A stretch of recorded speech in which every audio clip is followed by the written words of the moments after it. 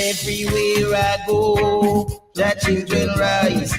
Everywhere I go, the children rise. I saw them just rise up, the wicked run. I saw them just rise up, the wicked run. Equal rights and justice, and I defend. We won't run away, run away, run away, run away, run away. We won't run away, run away, run away, run away, run away.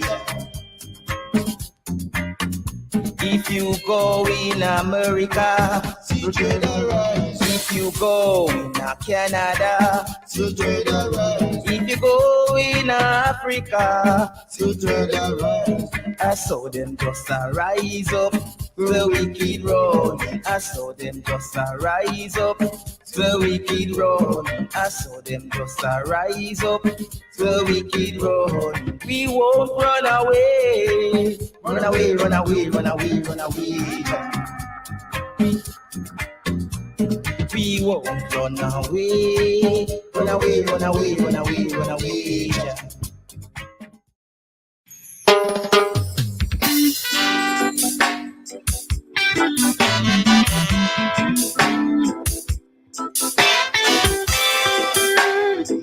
Yeah, rolling to the people, yeah. The fire burn them, wicked, wicked people. The fire burn the wicked, wicked men. The fire burn them, wicked, wicked friend. Fire burn on the wicked, burn on all of them. The fire burn the wicked, wicked country. The fire burn the wicked, wicked town. The fire burn them, wicked, wicked city. Fire burn on the wicked, burn them. When it's impossible to see what's become of our people in their life, we do with so much evil. We will wobble, a triple tongue and travel them. The selling soldiers who work for the devil. But judges say, judgment may soon come when the wall of our son once again go tumbling down there. Beautiful Nash, people them are more with judge and pour out his rocks and fire and bring so low. The fire burn them, wicked, wicked people then. The fire burn the wicked, wicked men. The fire burn them, wicked, wicked friend. Fire burn down the wicked, burn down all of them. We say the fire burn the wicked, wicked country. The fire burn the wicked, wicked town. The fire burn them, wicked, wicked city. Fire burn down the wicked, burn on Babylon. You know the people them must suffer and the world are eat and bleed while you spread your lies and propaganda, sow your bloody seed. The children working, the fingers to the bone, while you pay all the money to some pretty face without a clothes. And your day will come, it will come. Just say when you beg the hills for cover, but the hills will run away. When we listen, when we you love, it may too late to have forgiveness when you will begin to hurt. The fire burn them, wicked, wicked people. The fire burn the wicked, wicked men. The fire burn them, wicked, wicked friend. Fire burn down the wicked, burn down all of them.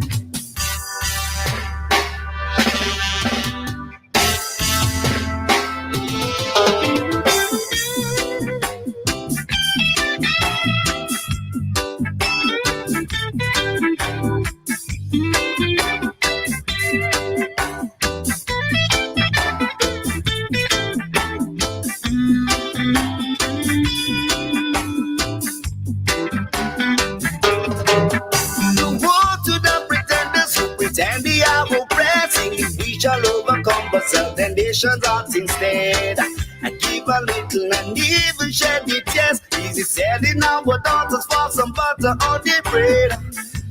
The fathers giving their lives up to son, doing battle for the devil, warring for the wicked one. You might think this is just another song, but the blood you spit, you calling out a long way. The fire burn them, wicked, wicked people. The fire burn the wicked, wicked men. The fire burn them, wicked, wicked friend. Fire burn down the wicked, burn down all of them. They say fire burn them wicked, wicked people. Then the fire burn the wicked, wicked men. The fire burn your wicked, wicked friend. Fire burn down.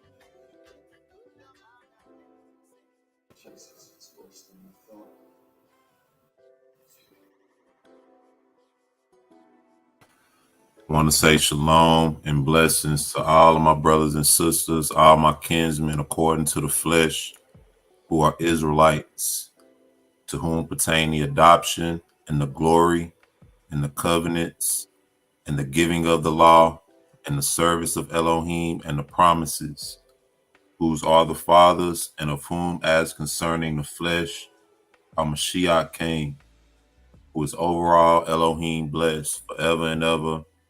Hallelujah and amen. I want to give our praises to and honor and glory to the Father, our Heavenly Father. Our praises, honor, and glory to the one and only begotten Son, Yehoshua HaMashiach, our King, our Adonai. Our praises, honor, and glory to the Ruach HaKodesh, the Holy Spirit. Our praises to the and glory and honor to the one and only divine Elohim. Shalom and blessings to everybody. I got my brother Yash with me. What's going on, bro? Oh man, just blessed to be here tonight. Just blessed to be here tonight. I want to say shalom to all the family out there listening. Hope y'all had a blessed Shabbat rest. Can't speak for myself. They made me slave today, but you know what? It'll probably be the last time that ever happened. But I want to give all thanks and praise and honor and glory to the Most High, and I'm just excited to be here and can't wait to see what's going to be brought to light to see. So how'd it go today, man? Like I said, Yes. It's just, you know, I'm not used to being on a plantation, so anytime I'm on a plantation, it's just not going to be good. But you know, it is what it is right now. But pretty soon, Most High is going to turn things around. You know, we see him fighting battles on our behalf already, turning them against one another. So that's what I'm looking forward to. Absolutely. In case you brothers and sisters are concerned about that opening track, that song was made by Brother Ralph Wolf. It's called Fire Burn. And honestly, man, I'm feeling that track so much, man. I think I might open up with that at all times, because that's where we at right now, you know. Hey yo, that track was flaming, man. That track is flaming. I thought he was some old. I thought it was Bob. Yeah, you know, he put it in. That's some good work right there. Shout out to Brother Ralph and Sister Paula. Hope all is well with y'all. Let's see who we got in the chat tonight. Yep. We got Brother Darnell Blackshear in first place, as always. Shalom and blessings. Hope all is well. Hope y'all had a blessed day. Brother Jason Camper. Good to see you in the chat. Got Sister Omiya Yakita. That's Sister Katrina Brown. Shalom and blessings.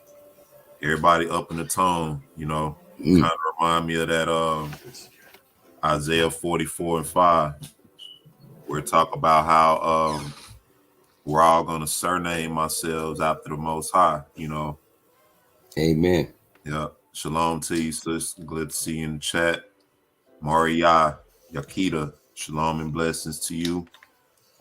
Hope all is well. Saria Shebrew.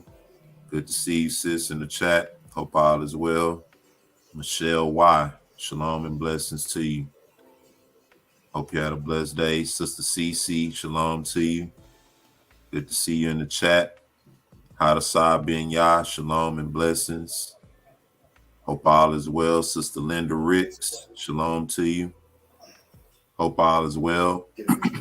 Observing Deprogrammed. Shalom to you. Good to see you in the chat. Hope all is well. Jabroni. He say shalom, niggas.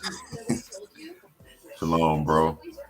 Good to see you in the chat. Hope all is well. Shibria, my love. Good to see you in the chat. Sorry, like arthritis made my joints stiff, swollen. Get you to mute out. Let's see who else we got. We got Deja Vu. Sister Deja Vu, shalom. Hope all is well. Let me see. We got Yaquamya, shalom to you. Good to see you in the chat. Adina 70, shalom and blessings to you. Got brother DP, shalom and blessings. Hope all is well. Ananya Batya, shalom and blessings. Good to see you in the chat. Got Sister Linya Yisrael, shalom to you. Hope all is well with everybody. Good to see everybody in the chat. Glad you could chime in. We're going to be dealing with the topic of declare war. All right. And what I want to do before we get into it, we're going to sort of give our perspectives on it. I put the link in the chat as well for anybody who want to chime in and give their thoughts on the current events, that's happening. But what we're going to do, I want you to sort of put yourself in a mindset of a video game, all right? And I know this sounds kind of weird, but I want you to think about this. You know how when you're playing a video game and you pick two opponents, right? And when you pick the two opponents, you put the game on simulation mode or on what's called computer mode, all right? And what's going to happen is you pick these two opponents, you put it on computer mode just to see who's going to win, all right? According to simulation mode, who's going to win. That's sort of what we're going to do tonight. Although we know what the end result is going to be according to prophecy and everything, I want to kind of lighten it up, with in light of what's going on. Shalom, brother Kenneth Wilkerson. Shalom to you. Hope all is well. Call to truth. Hope all is well. Shalom and blessings, Sister Lynn. Good to see you in the chat. Shalom. Gazadak Yahoo. Shalom and blessings. Hope everybody had a blessed day. Shiloh. Shalom to you. Hope all is well. Got the brother Big Red in the chat. What's going on, bro? Shalom. I really want to hear what you have to say. Really, the link is in the chat. If you able to chime in, but we dealing with declare war tonight. So what we're gonna do is we're gonna look at some videos. All right, and in these videos, the first video we're gonna look at is the recruitment video. This is a video that a lot of people have seen, and familiar with. And so we're going to look at that video.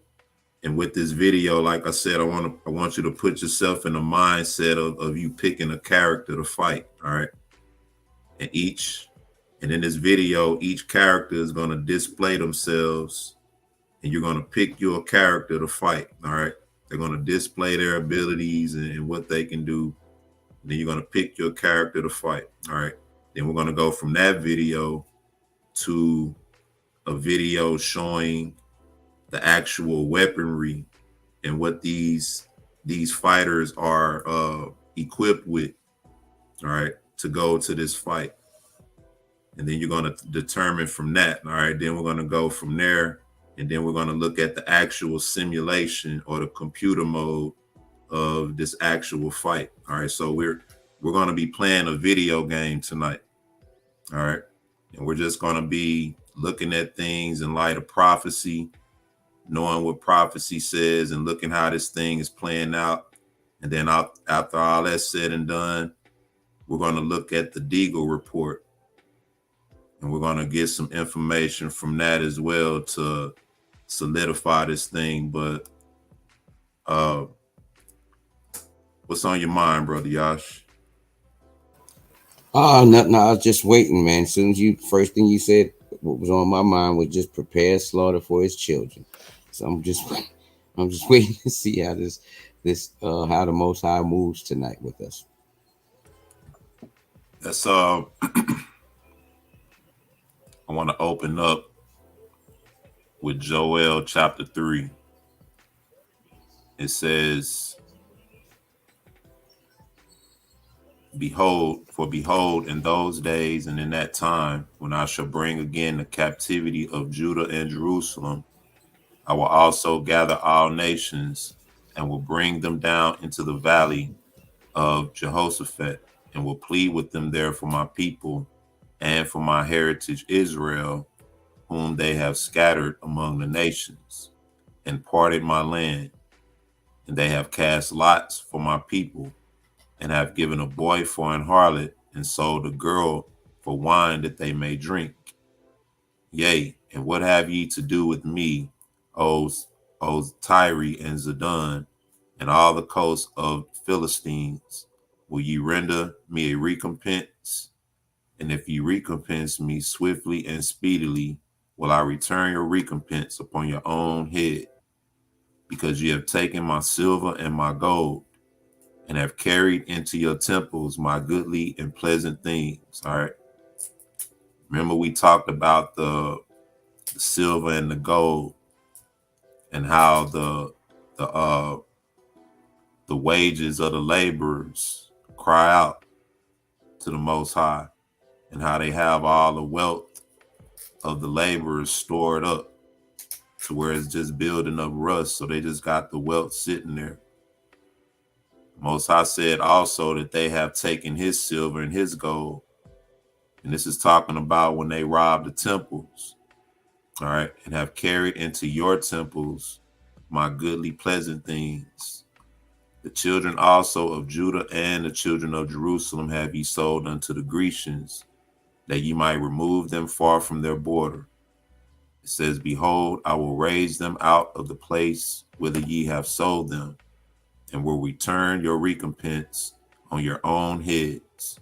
I will sell your sons and your daughters into the hands of the children of Judah, and they shall sell them to the Sabaeans, to a people far off, for Yahweh hath spoken it.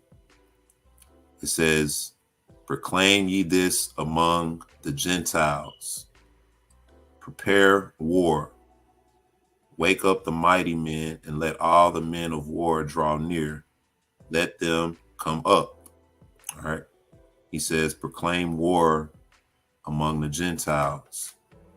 Are these the same Gentiles spoken of in Ephesians 2 or in the book of Romans?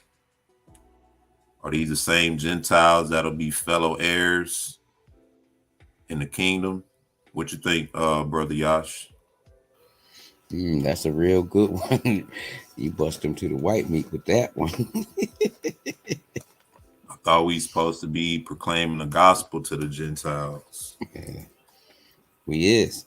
Prepare war. Told them beat your plowshares into some swords, because it's about to go down. It's going down. He says, prepare war, make up the mighty men, let all the men of war draw near. Let them come up. Now he's calling for the men, right? Keep this in mind. He's calling for the mighty men.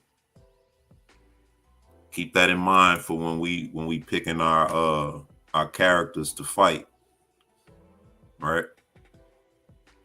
He's calling for the mighty men, but let's see who is going to be on the front line when we picking our characters to fight. He's calling out the Gentiles right now. All right. It says, beat your plowshares into swords and your pruning hooks into spears, and let the weak say, I am strong. Assemble yourselves and come, all ye heathen, and gather yourselves together round about. Thither cause thy mighty ones to come down, O Yahuwah, and let the heathen be weak, be awakened, and come up to the valley of Jehoshaphat. For there will I sit to judge all the heathen round about. Put ye in the sickle, for the harvest is ripe. Come and get ye down, for the press is full, the fats overflow, for their wickedness is great. Multitudes, multitudes in the valley of decision, for the day of Yahuwah is near in the valley of decision. The sun and the moon shall be darkened, and the stars shall withdraw their shining. Yahuwah also shall roar out of Zion, and utter his voice from Jerusalem, and the heavens and the earth shall shake, but Yahuwah will be the hope of his people. A lot of stuff gonna be going on, but he's gonna be the hope of his people. So that means we're gonna be seeing some of this. And the strength of the children of Israel. But Yahuwah will be the hope of his people and the strength of the children of Israel. So shall ye know that I am Yahuwah, your Elohim, dwelling in Zion, my holy mountain. Then shall Jerusalem be holy, and there shall no strangers pass through her any more. And it shall come to pass in that day that the mountains shall drop down new wine, and the hills shall flow with milk, and all the rivers of Judah shall flow with waters. And a fountain shall come forth of the house of Yahuwah, and shall water the valley of Chittim. Egypt shall be a desolation, and Edom shall be desolate wilderness, for the violence against the children of Judah, because they have shed innocent blood in their land. So you got innocent blood crying out, and then you have the higher of the laborers crying out to the Most High. It says, but Judah shall dwell forever, and Jerusalem from generation to generation. For I will cleanse their blood that I have not cleansed, for Yahuwah dwelleth in Zion. All right. So are these the same Gentiles who the Apostle Paul is speaking to in Ephesians chapter 2? Let's go there real quick. As a matter of fact, he says in verse 9, proclaim ye this among the Gentiles, prepare war and wake up the mighty men. So in Joel 3:9, he's telling the Gentiles basically, what's up? You know, he's calling them out. But when we go to Ephesians chapter 2, we see, that's not what I want.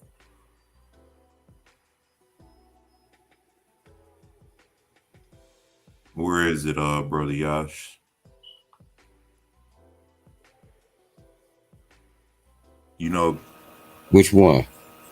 The Gentiles' fellow heirs. Oh, fellow heirs.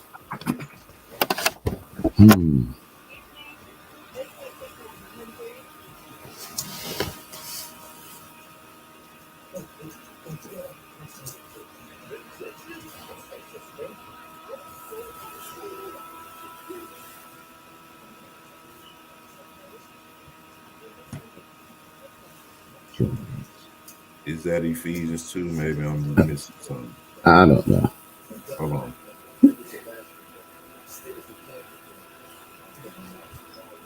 Ephesians 3 and 6. Okay, yeah, that's right. That the Gentiles should be fellow heirs, Oh, yeah. same body, and partakers of his promise in Mashiach by the gospel. So are these the same Gentiles? See, the thing is, they should have just left it at heathen. And, you know, they like to interchange heathen and Gentiles to throw in that confusion. Okay, check this out then. It says, let's start at verse 5, which in other ages was not known unto the sons of men, as it is now revealed unto his holy apostles, and prophets, right, by the Spirit, that the Gentiles should be fellow heirs, right? So now let's go to Isaiah. Isaiah, is it Isaiah chapter 60, I think.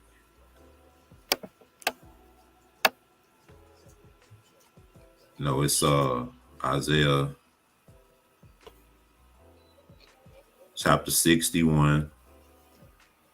It says in verse 6, but ye shall be named the priests of Yahweh, men shall call you the ministers of Elohim. It's speaking of his chosen people. Because right above it, it talk about how the strangers gonna feed your flocks and build up your waste cities. And it says, but ye shall be named the priests of Yahweh, men shall call you the ministers of Elohim. And then it says, ye shall eat the riches of the Gentiles, and in their glory ye shall boast yourselves. So in other words, you're going to take their stuff and then you're going to stun on them. Are these the same Gentiles we just read about in Ephesians 3 and 6?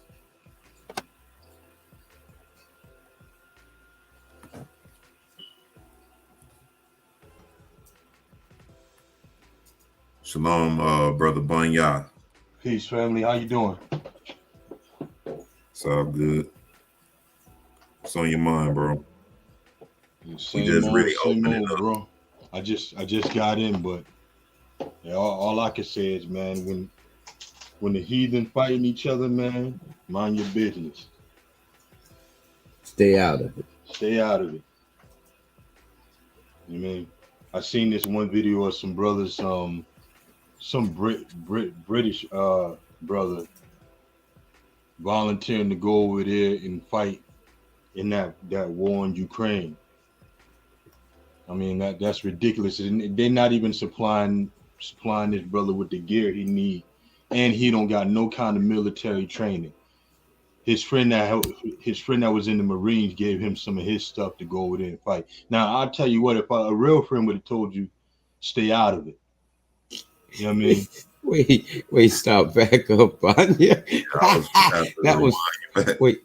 He said the dude's friend who was a Marine gave him his gear, so gave him his stuff so he can go over there and fight. And I'm like, yo, but a real friend would have been like, nah, man, what are you doing, man?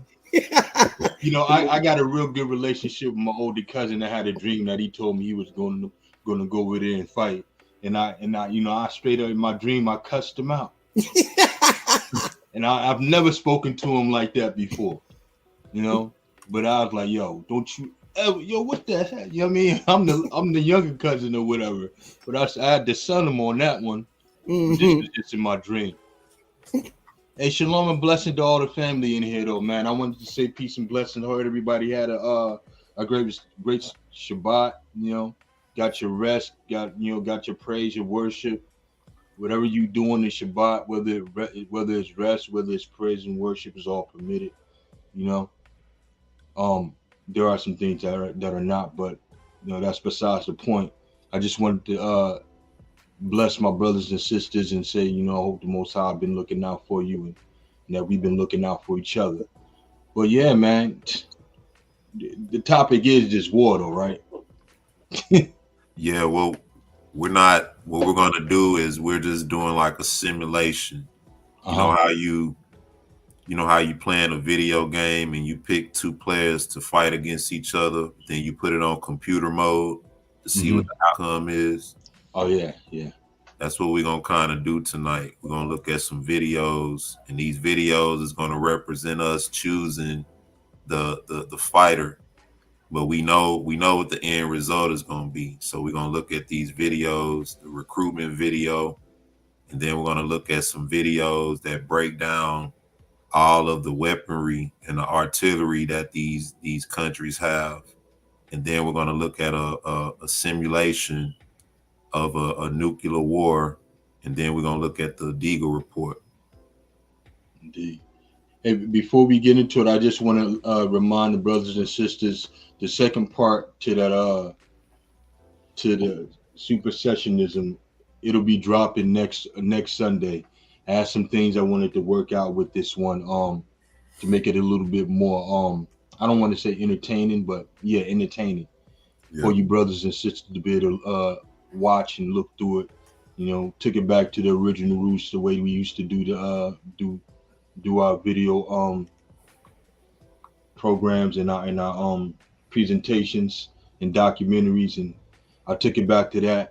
You know, hopefully it grabs your emotions. Hopefully it edifies and moves you. But again, that'll be on next Sunday, not this upcoming Sunday. All right. So, brothers and sisters, I hope y'all heard that. We're able to catch that. The work that was scheduled tomorrow is being rescheduled for the following week. And like the brother said, he wants to go all out with the work. And so I'm with that. You got my support on that. And, you know, I assure you, brothers and sisters, that it's well worth the wait. But, you know, in the time being, make sure you digest that, the first part, you know, get that down good, whatever, you know, questions, concerns, or, you know, even if you're in agreement, you know, get that down. And then, you know, when this part 2 drop, it'll just be another step up from what you saw in part 1. But yeah, anything else on that work? That's it. Just make sure you watch the first part.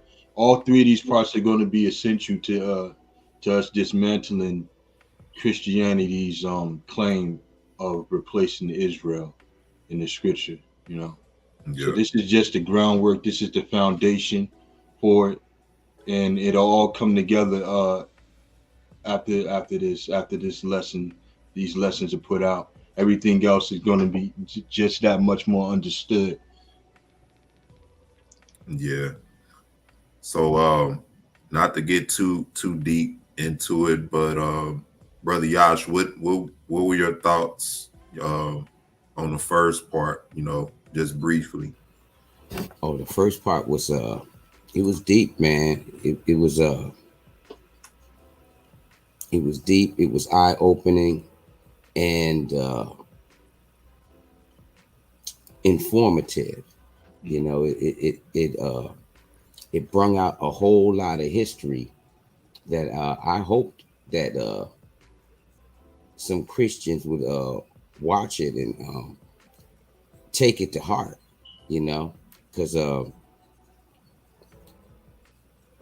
one thing that's lacking with the church is that dark side of the information, and it's even overlooked. But so I was glad that it came out, because it like I said, it was some things, it was a lot that needed to be brought to light, that where you know, and it was brought to light in such a way that if you've seen it, you couldn't just walk away with it. Neither can you excuse it, and you understand that these so-called church fathers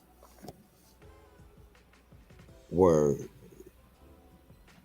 totally against our nation and our people, you know, and they were against our people. Shoot, even Bonnier brought out a point. Even when Martin Luther thought it was the white Jews, There was a spirit in Christianity. I mean, I guess now, since white supremacy, they can love them. That white supremacy changed the game, but there's a spirit in there that hates the Hebrew blood. True Hebrew, you know what I mean? Yeah, I agree, man, and I definitely feel like that work is not for beginners. Right. Let me put it like that. It's for people who want to be challenged. Who want to test the spirits and try the spirit. You know what I mean? But it is definitely a blow, because you have to set the tone with the right history. You know what I mean? History is very important in establishing in anything, because the history gives you a backdrop of what you're dealing with in your outcome.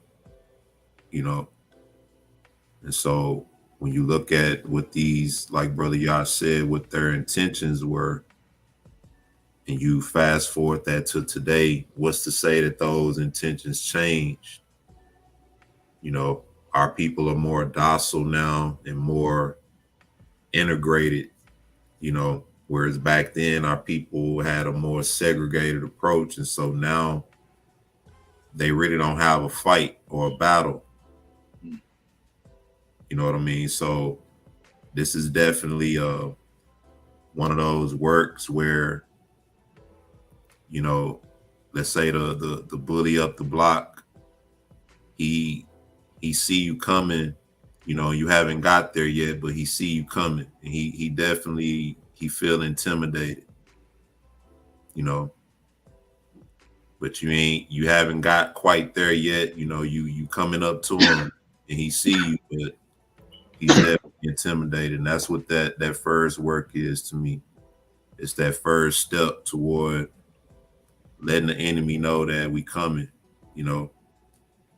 We know where you come from. We know your history. We know your people now. So that's my thoughts on it. You wanna? What though? I wanted to say, man, you brothers' feedback meant so much to me. In the revisioning of this second part, because just like everything that you said is on point, and the rhetoric that these those church fathers were speaking, you can still see remnants of it when you talk to Christians today, whether they're Eurocentric or they look like us. The rhetoric is the same. That who you are doesn't matter. But that's a lie in itself, because if it didn't matter, why are you trying to be us now? Why are you trying to say that the covenant that the Most High made with us belongs to you? And all of that was predicated on the Most High giving our forefather Jacob the name Israel. So you telling us to throw that away and throw away our birthright the way Esau did, and accept what you have, which is nothing. It's your own delusion that you taken over this covenant, because people think like, I don't know if the original creators of that mindset thought that if they made us forget, that the Most High would forget us. But the Most High said, he said, yeah, they may forget, but I will not forget. I've graven you even on the palms of my hands. The Most High hasn't forgotten who his people are.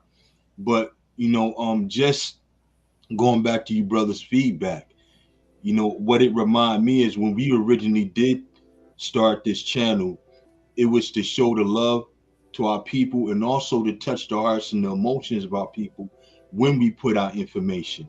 That information was great, it was informative, right? But I would say it didn't touch the hearts of the people the way the second Exodus did, the way those presentations did.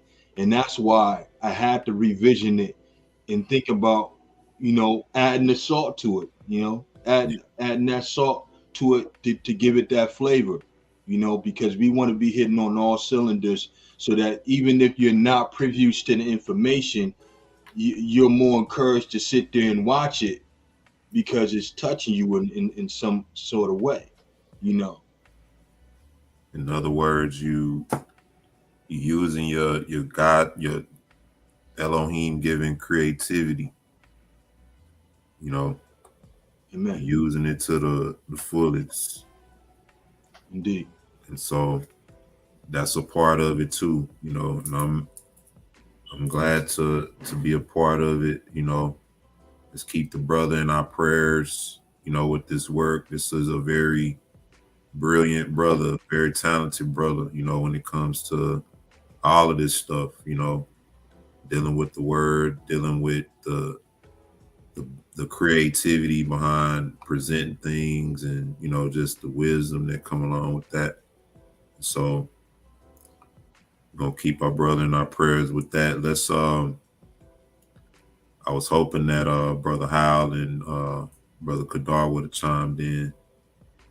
So let's I want to take a break real quick. We're gonna come back and we're gonna get into the first part of our simulation, all right, which is the recruitment. We're gonna look at the enemies who are going up against one another, and then we're gonna move forward from there. All right. I want to say shalom to everybody. Thank you for joining in once again.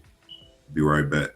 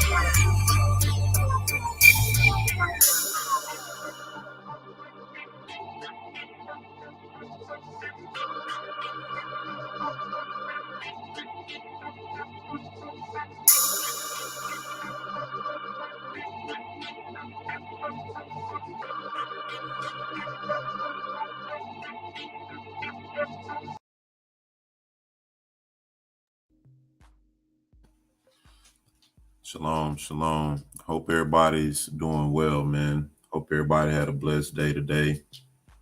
You know, usually this is a time when after everybody's done resting, you know, they go out and, you know, go hit the streets and do different things. But, you know, seem like everybody's laying low more now, you know, especially after everything that's happened with the pandemic and everything.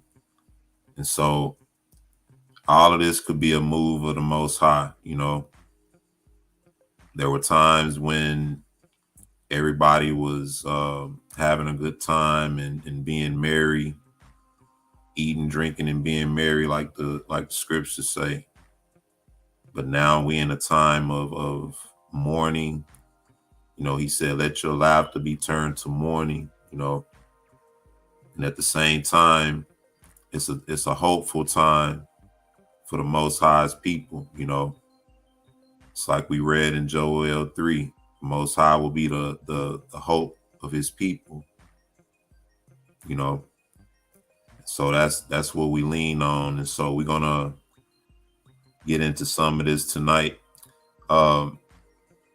Like I said, we're not really deep into what's going on. You know, we depend on what the Most High has written. You know, that's what we go by, and so what we're doing tonight is just kind of vibing out. We're doing what we can to pretty much see what's going to happen. You know, the Most High said that 1,000 shall fall at your left hand and 10,000 at your right, but none of this shall come nigh thee. And so with this simulation, we're sort of projecting, you know, what we're, you know, headed for, what we're going to be seeing. All right. Y'all got any thoughts on that? I just want to see. I want to see, you know, whoever the guy is who's going to have the battle axe. That's me.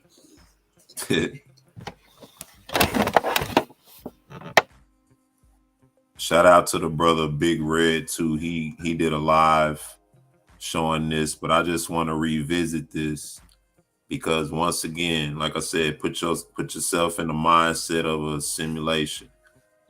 You know, we know who the characters are. We got Russia, China, USA.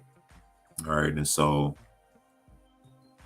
if we were unmindful, let's say, of prophecy, and this was a pending war, and we had to choose a side, who would we choose based on what we have to see or what we're about to see? All right, let's check this out.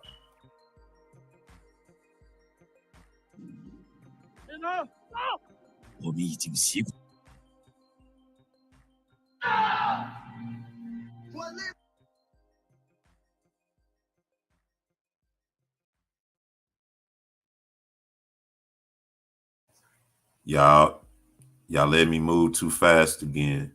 All right. I'm moving too fast again. Maybe I'm too anxious. Hold on one second before we do that.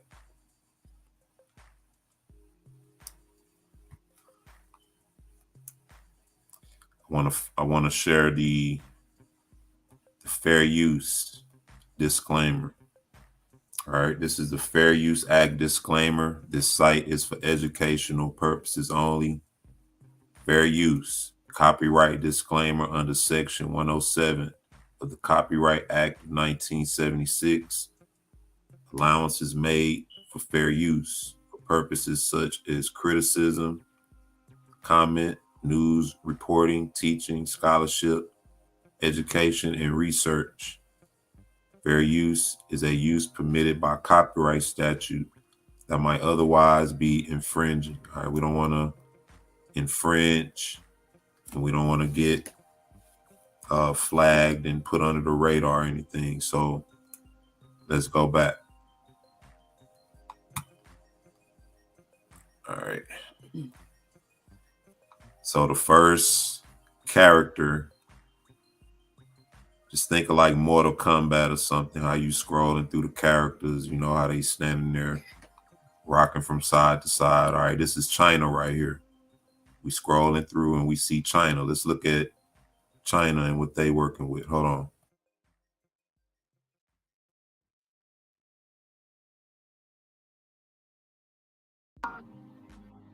一声道是一种割舍，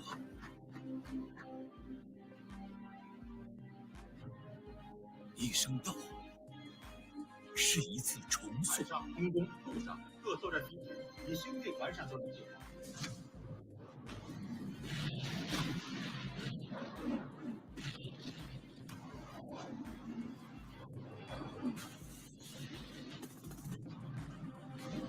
一声道是一场冲锋。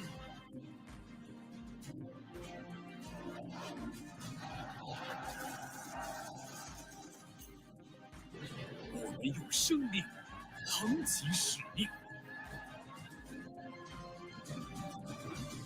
我们用忠诚筑起长城。改革强军。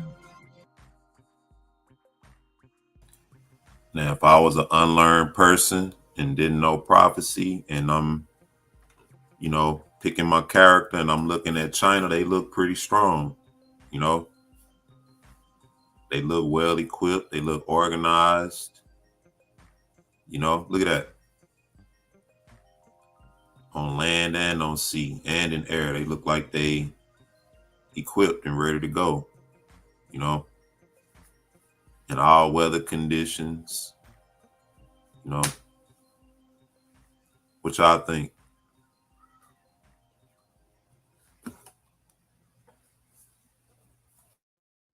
Yeah, they look like they're ready to kick some fried rice.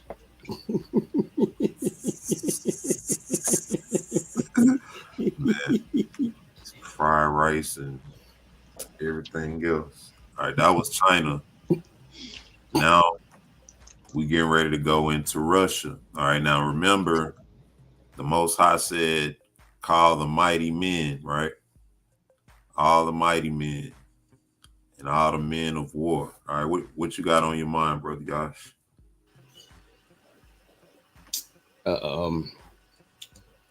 I see their weapons, but you know, none of that's intimidated because, truth be told, they're afraid. Well, they're afraid of the U.S. They've been afraid, and it's just that they had been decided to make their own coalition. I realized this back when Bush had made that coalition and he first went into Iraq, and they called it the coalition of the willing, and that showed me then the path that the other nations was heading on, because I could see that when they would use any excuse to say a nation is beating up its citizens or something, and to go in there and bomb them. But at that time, I realized that that's when the other nations couldn't trust them. You know what I mean? Because they said, if they'll do it to them, they can do it to us. So, I started realizing, I started seeing then that Russia, China, and Iran started getting closer. So I could see the writing on the wall, but I'm a seer. So that only means I see things. Yeah. So, but they looked impressive though. They looked impressive. But the U.S. ain't like that. They're more like Don't watch me. Watch my moves. Yeah. Like hopefully Leck agrees with you on that. You know what though? I think we give the US and all these other people a little bit too much credit, because a lot of times what I see online is people who say they got plans to do this, they got plans to do this, they executing this, they executing that. You know, Rome had plans too. You know, America is Rome, but before it became that, they received a deadly wound. You understand what I'm saying? Yeah. Yeah, So that's go ahead, yeah, bro. their plans won't come to fruition because they men. They live and they die, right? And they can't control everything. They can try to control the people, but ultimately the only way you can do that is to genocide the people, to kill everybody. So this place was doomed to fall from the start when it started, because they had this thought process that it was going to be a melting pot of all different people. Mm-hmm. That alone, a house divided cannot stand. A country, a city, or whatever, a land divided amongst itself won't be able to stand. You know, so they got all these different plans. They got these weapons of war and things like that. But you know, China is not in cahoots with them as far as who they plan on seeing rule. They want to be the ones on top. Right. You know, so American bullying days is over.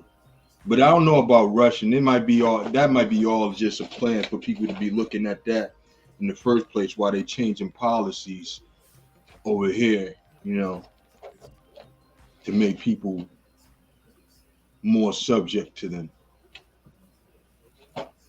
In any case, they can be used for their manpower when it comes to it. Mhm. Let's look at what they got. We saw China. All right, remember we playing Mortal Kombat. All right, no, we're not gonna call it Mortal Kombat. We're gonna call this War of the Worlds or something like that. You know, like that online game. Mhm. They try to make you download and you pick your country. You got to fight. So that's what we doing. All right, we don't World of know. Warcraft. Yeah, there you go. We don't know no prophecy. We don't know none of that. We playing our game and we picking our characters. So we see China. All right, they look nice. They look organized. All right, let's see what the next opponent is all about.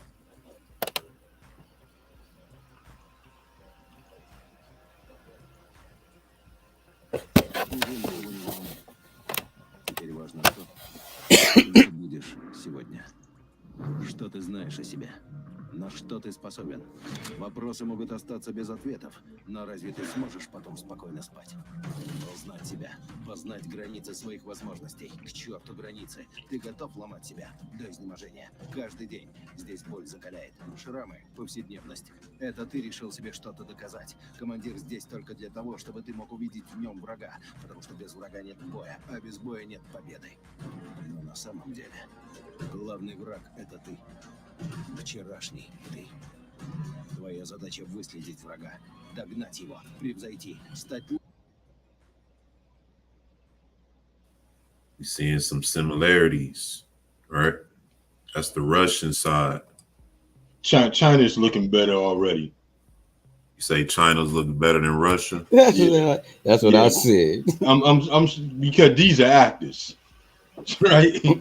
These are actors to get someone to be like, oh yeah, I want to join the Russian army.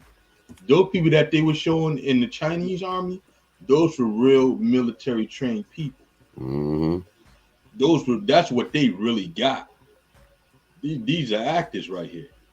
This is just to appeal to teenagers or younger people who may want to get something out of life. You join China's army, you know you're going to defend China and to kill whoever in the way. I was in the military, man. The majority of my military time was spent partying, and I ain't gonna. And I decided not to join anything like the Army or the Marine because you ain't putting me on the front line. I ain't gonna leave from the ghetto from one war zone and go fight in another war zone. You know, that's an interesting point because you know that's one of the things I was talking about. You know,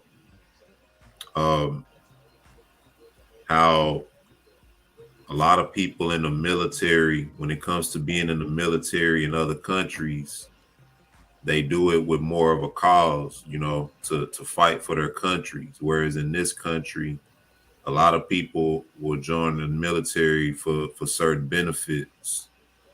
Mm-hmm. And that'll be the sole reason that they get into the military, not necessarily to go fight. And you have more people like that joining the military than there are people who are going to fight, it seems like. Or am I mistaken? No, you're not. But you know what? What is interesting?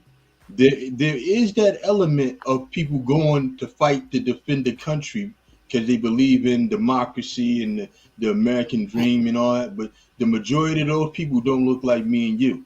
See, me and you, the people that look like me and you, they joining because they living in poverty and they trying to find a way or a means to not end up as a statistic. See what I'm saying? Yeah. So I mean, when I joined, I'm like, I'm not gonna be a statistic. I didn't, I didn't went to trade school.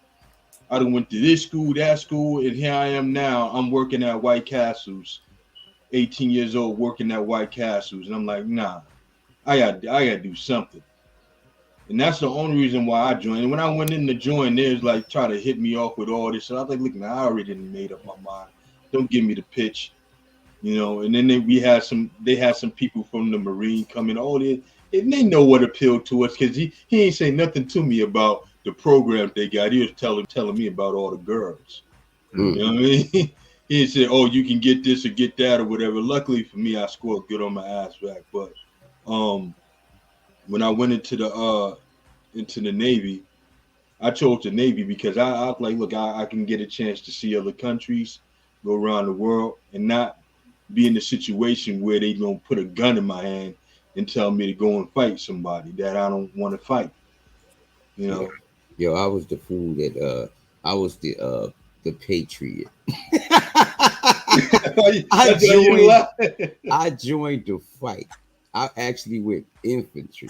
Was thinking about Green Beret before I woke up and realized what was really. One day they had this Russian general watching us, the head of the Russian army, watching us train. I was in Fort Benning, and I said, "Wait, hold on.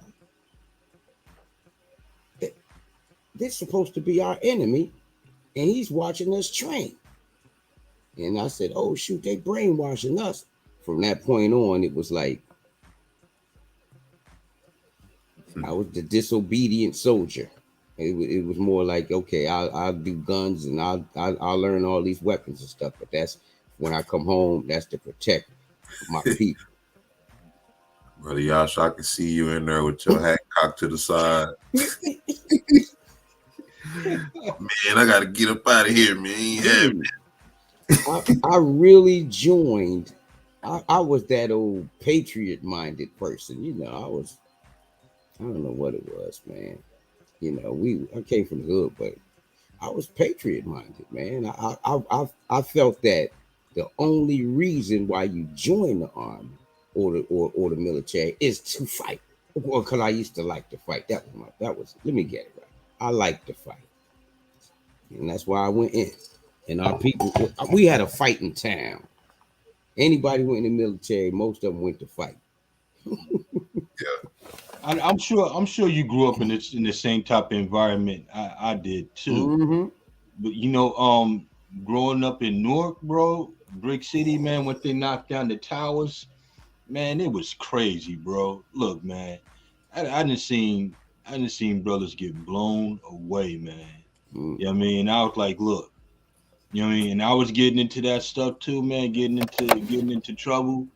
And and it was really I really joined because it was a couple of reasons. Because my grandmother, she was scared. She's like, yo, every time I hear the ambulance, I'm hoping it ain't you. And I'm like, I wanted to relieve her of that. But but it was crazy, man. I was like, I'm not gonna go to one end fight. And then there was the element of me living in that environment and action. Like, don't nobody see this happening?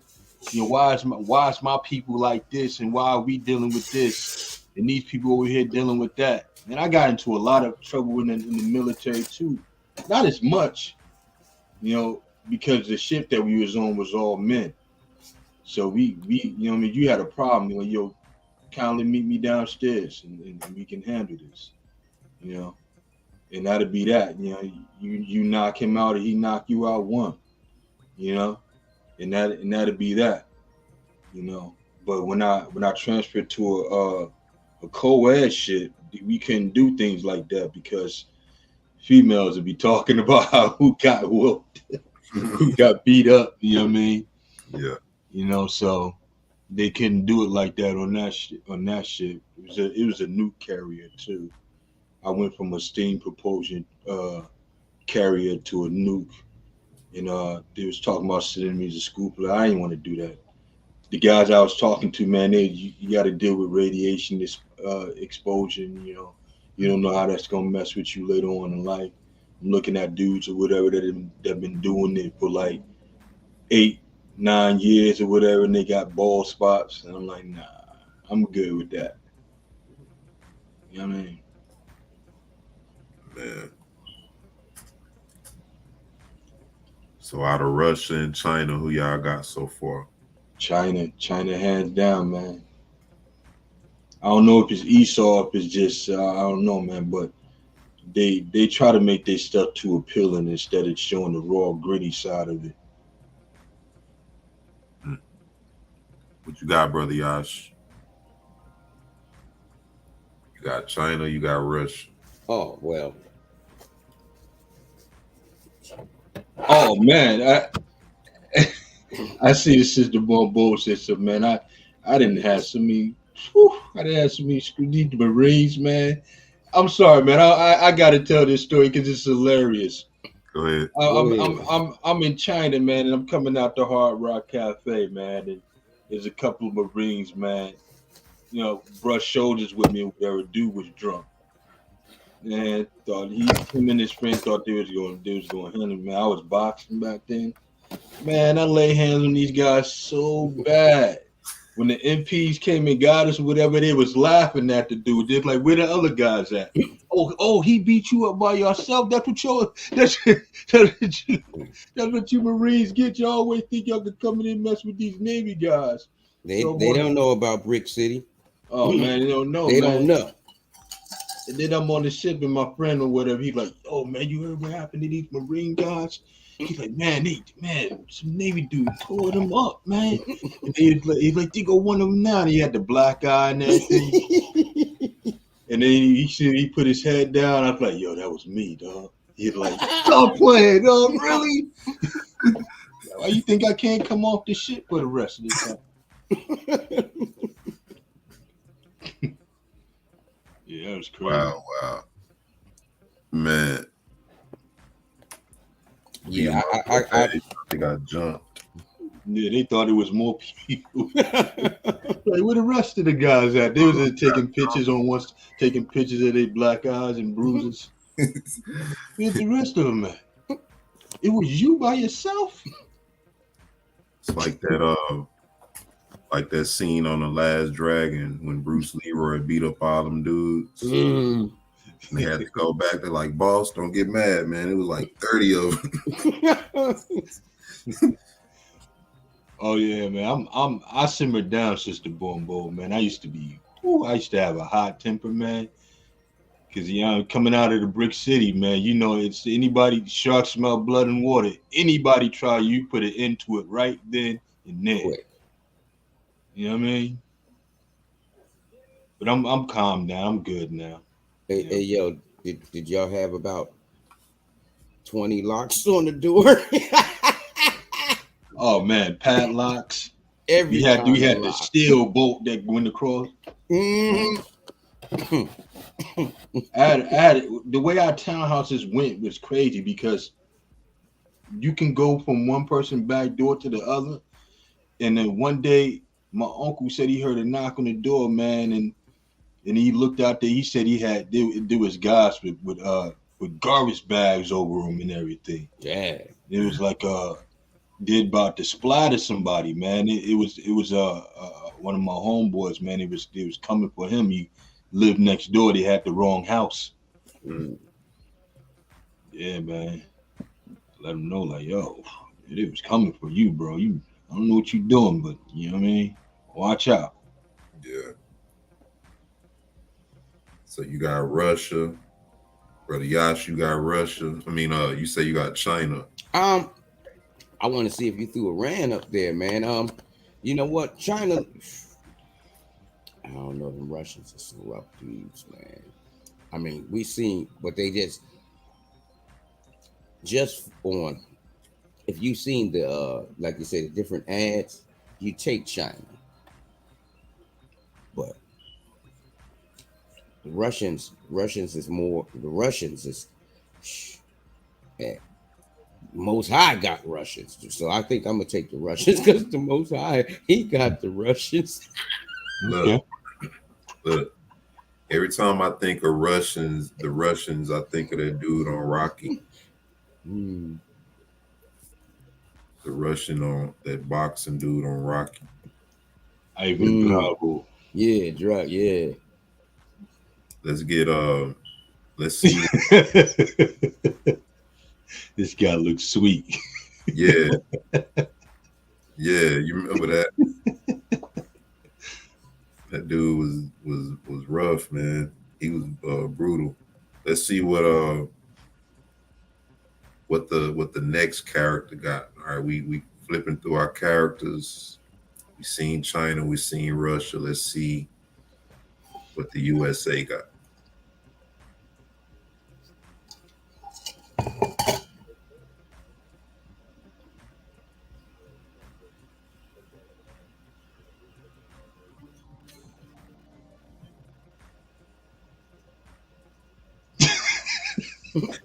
I ain't seen one push up. I ain't seen one push up. Yes, man. I ain't seen no snow. I'm seeing all kind of stuff, man. I thought this was a social media ad, like like a new talk show or something. Come join Kevin and the crew. Yeah. The calling. You calling for what? This is the calling, right? Could that be a code word for something that's getting ready to happen? You know how they gotta glamorize. I'm running back a little bit. Cause you know how they gotta do stuff, man. How they gotta do us. Man, people. When I was working up with that up in North Carolina when I was on the road.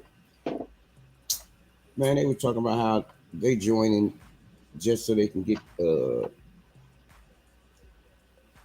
their sex change operation paid for. That's what's going on there, right there. Yeah, that's what's going on now. Yeah, a whole lot of trannies. That's it. That's why you got those type of ads right there. Mm-hmm. You know what I mean? That's why you got that right there. They ain't.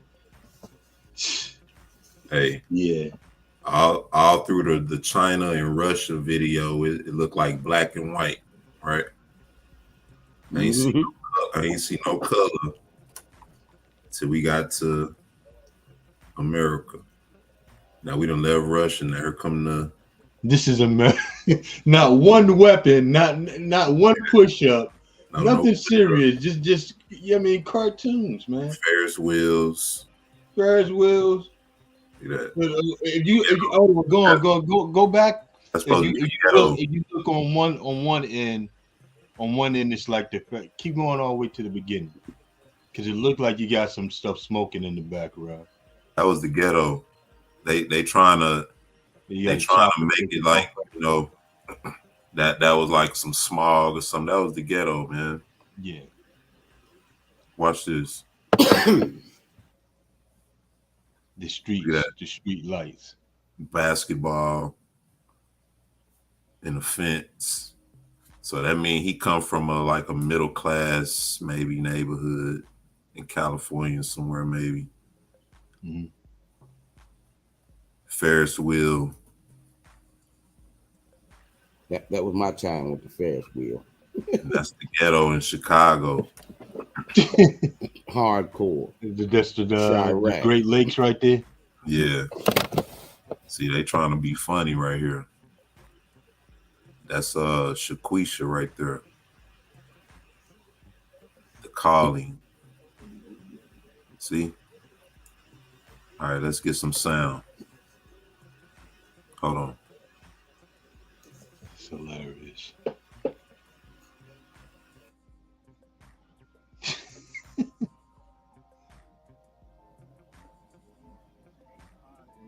This is the story of a soldier who operates your nation's Patriot missile defense systems.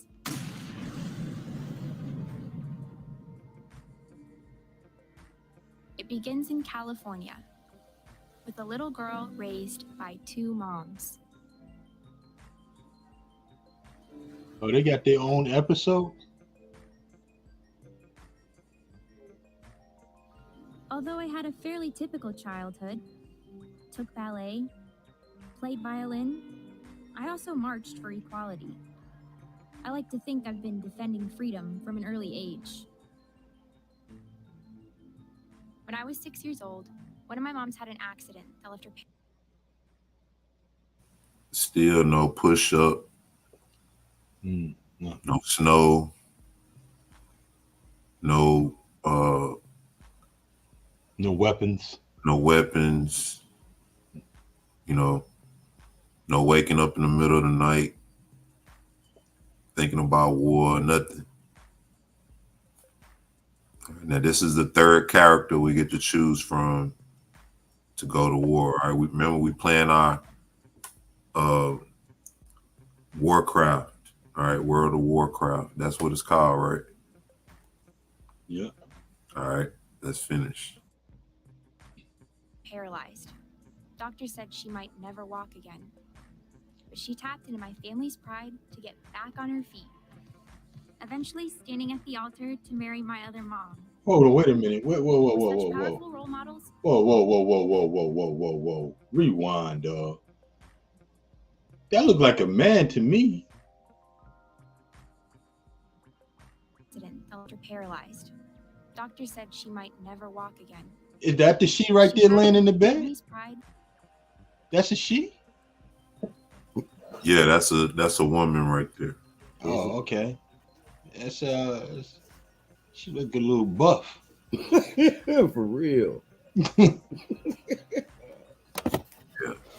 She's marrying her mom. Yeah. Pushing it. Look, now we picking characters to fight. All right. Yeah, exactly. This is what we got to pick from. Hey, instead, the mighty men of Babylon have to go and fight. That's just that character that don't got no good moves, no projectiles or nothing. It said they might have failed. They became as women. Jeremiah 51:30. We got the Transformers. Hey, you remember that game Mike Tyson Punch Out on Nintendo? Y'all remember Mike Tyson Punch Out on Nintendo? Yeah, I remember that. You remember that first character you always fight? You used to have a little white dude, Mike, right? Oh yeah. The first dude you always fight, Glass Joe. Mm-hmm. Yeah. Glass Joe. America is like Glass Joe, bro. No, man, but I'm looking at the truth in scriptures. It said the mighty men of Babylon have become as women. And It's literally true. Yep, you see it. Now look, he said he called for the mighty men, right? They got some big buff women. Trends. All right, let's get some more. The Transformers. These Robots in disguise. Jack A's in disguise. Booty bandits in disguise. Doodoo chasers in disguise. There was a song called that, you know. But this is our third fighter. All right. Look at that. Smitty no Glass Joe. Glass Joe. That's an easy character. Glass Joe was an easy dub, bro. They're like easy. Glass Joe. That's what his jaw was made out of. Mm-hmm. And that's how wide open the U.S. is right now. We're gonna show y'all too when we look at this Deagle. Check this out, though. Hold up. Stickers. To get back on her feet. Eventually standing at the altar to marry my other mom. With such powerful role models, I finished high school at the top of my class, and then attended U.C. Davis, where I joined a sorority full of other strong women. But as graduation approached, I began feeling like I'd been handed so much in life, a sorority girl stereotype. Sure, I'd spent my life around inspiring women, but what had I really achieved on my own? One of my sorority sisters was studying abroad in Italy. Another was climbing Mount Everest. I needed my own adventures, my own challenge. There we go. A pull-up. You see it? Let's not mention how they changed the standards on what they got to do, so it'll be easier for them. Fun. You know that. Yeah, they lowered the standards, and then even in lowering the standards, they said that 85% of the women still couldn't pass, because most of them couldn't carry all of that weaponry around, you know. Mm-hmm. And those that couldn't really keep up with the rest of the men. Exactly. Why they gonna put the women on the front line? We supposed to be protecting the women. America putting the women on the front line because all the men want to be women. And that's the whole point. Let the real women go to war while the men that want to be women stay home. It's crazy. And that's part of the agenda that they push. You know, we're pretty much forced in this nation to allow women to have a chance to do this. And while this is happening here, look at what the other nations are doing. They doing their push-ups. They breaking bricks with their head, and you know, running 5 miles a day with 150 pounds on their backs. You know. And this is what we have to choose from. If I was unlearned and didn't know prophecy, I would choose America, bro. You know why? Because you don't have to do nothing, it looks like. Like you don't have to do nothing. Yeah, I mean, we were taught, like Brother Yash said, he was a patriot. He was patriot minded. You know? So nobody would think that the U.S. is going to lose or have a strong opposition. And it hasn't been that way for a while. You know, most of the people get into the military for the benefits,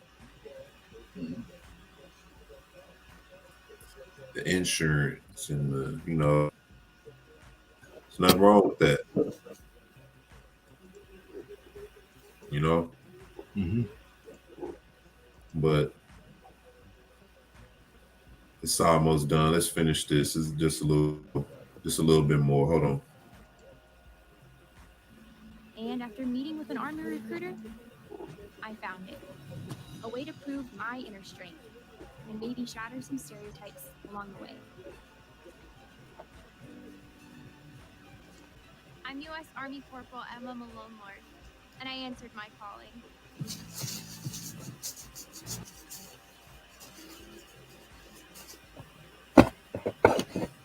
All right, so who y'all got? You got China. You got China, brother Yash. You got China, brother Bunya. No, I'll take Russia. But either way, I ain't got the U.S. I don't have them. I don't have our country's back. I'm sorry. Look, I'm playing. I'll play advocate tonight because I don't know prophecy, and I don't know we Israel, and to me, America is the greatest country in the world. Right, and all we gotta do is find some boots with some straps on them, pull them up, so we can pull ourselves up. Because I haven't seen none of those yet. The only boots I have with straps are the ones on the back. And if you, I don't know how that works out, but that's all we got to do, bro. Sounds simple enough. Yeah, we can create the boots. You know, if you don't have them, make your own boot straps and your own boots. You know, that's all we got to do. Well, you better not bend over to tie them.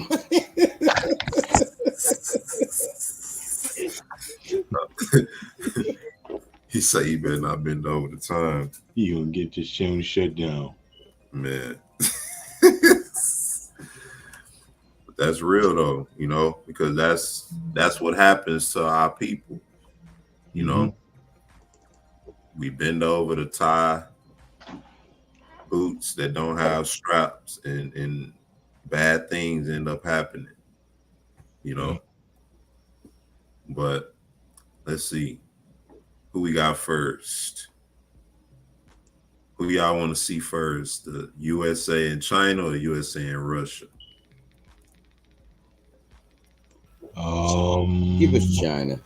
China, okay. Yeah, let's see China. Get it. All right, let's see now. Brother Yash, Brother Yash and Brother Bunya. I'm not really keen on a lot of military acronyms, so y'all can probably help us out with some of this stuff, and we can just look into it if we need to. But let's look at the USA and China. All right,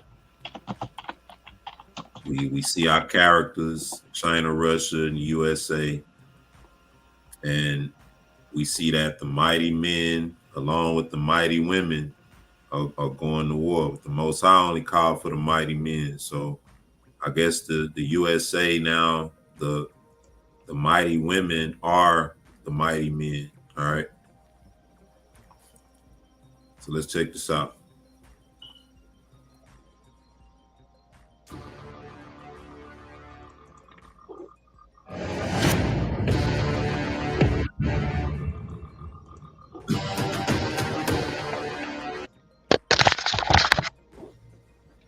It's going to be moving kind of fast. So we see the global military rank. All right. United States, China. All right.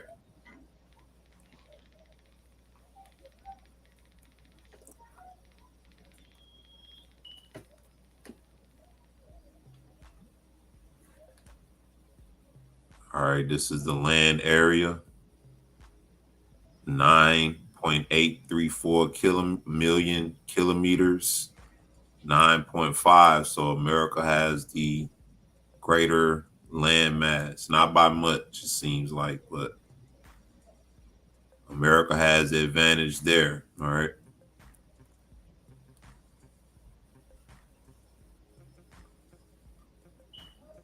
Capitals, Washington, D.C., and Beijing. All right. All right. Gross domestic product. All right. The United States is 24.79 trillion. China 18.46 trillion. So United States still, well, this is 2022. So the United States has the advantage slightly in gross domestic product, but we know China is spreading out through Africa, a lot of Africa. And so this is rising, so to speak, along with the connections that they making. You wanted to say something, bro? Nah. Nah. Just go ahead. All right, let's go.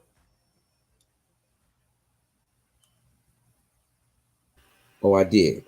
I was gonna say All right. -20. Put a negative in front of the U.S. But go ahead. You say what?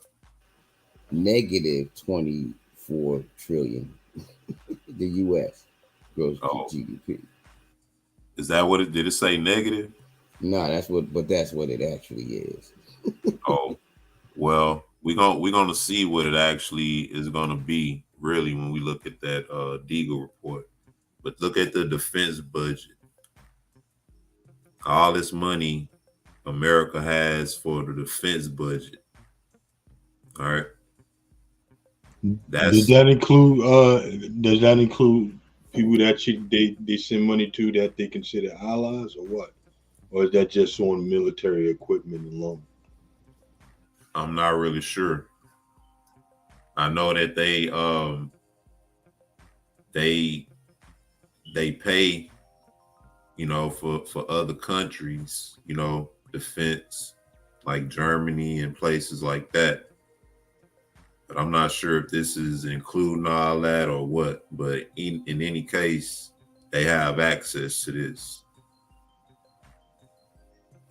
China only has 178 billion, $200 million defense budget. All right, let's go.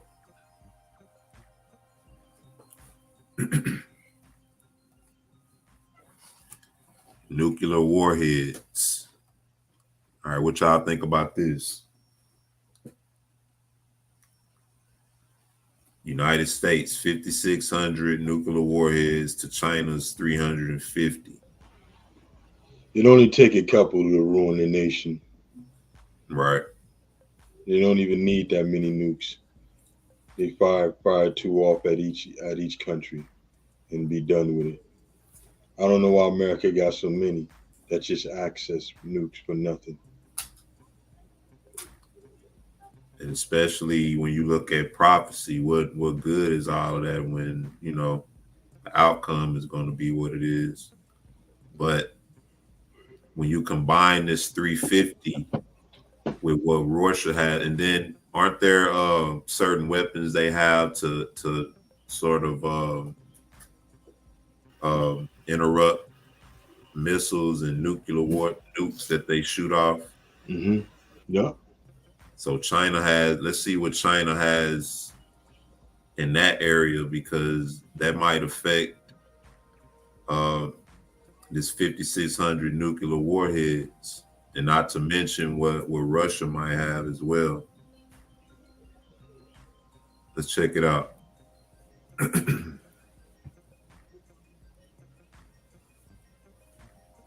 Armed forces.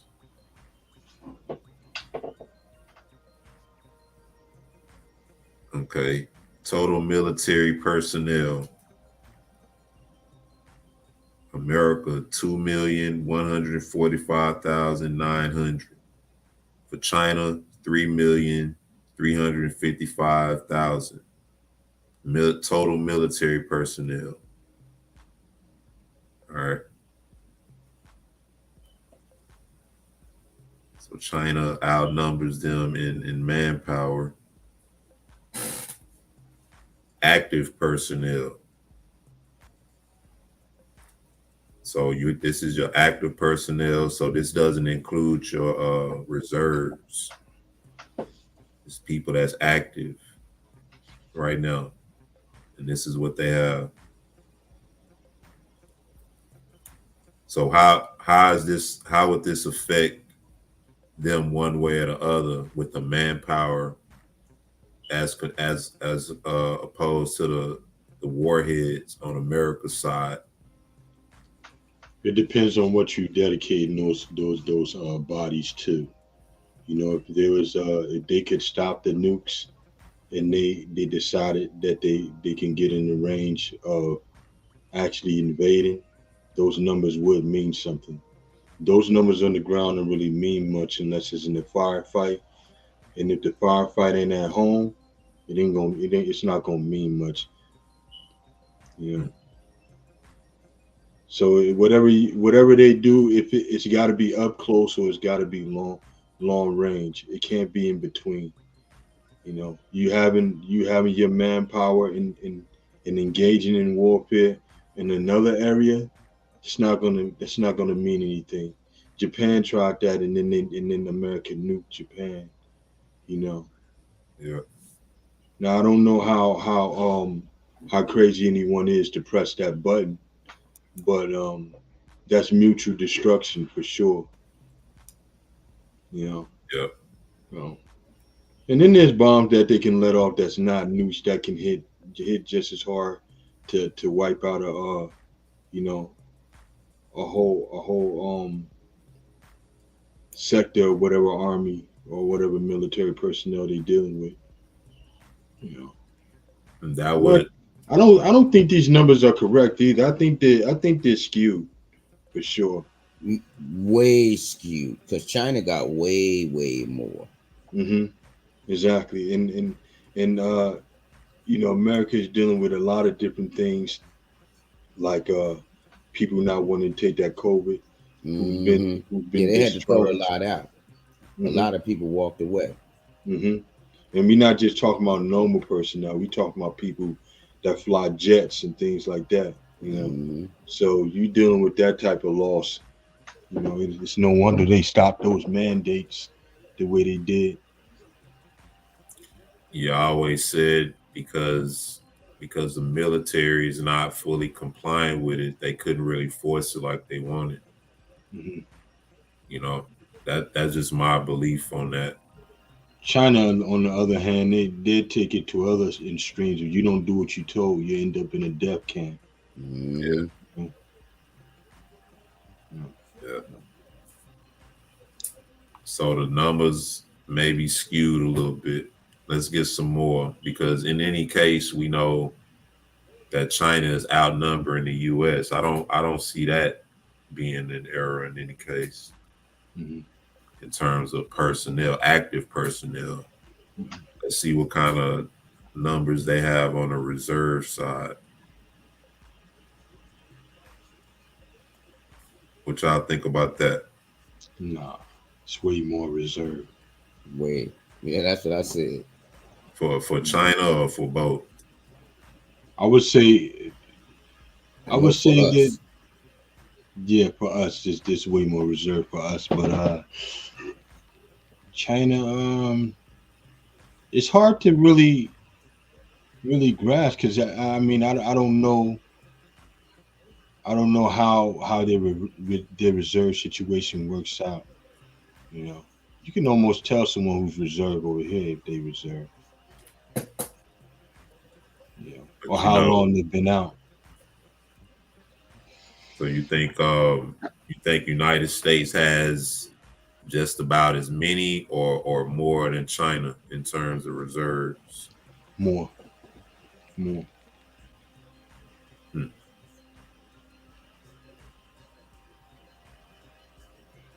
Could be right. America didn't treat their reserves like, you know what I mean. They don't treat them a certain type of way. You know, you look at a lot of Vietnam vets and things like that. That trend hasn't ended. You know, when people get out of the military, then you out of there. You know, they don't treat you like you served the country or anything like that. You're no civilian. You know, the VA is terrible at helping people. You know, no. So in terms of if it goes down right now, the reserves that they can call on, would this number be accurate or inaccurate based on that? It's gonna be inaccurate. They got more reserve to call on, but are they battle ready? Absolutely not. Do you think some of these militia groups count as reserves, or do they consider that reserves? Well,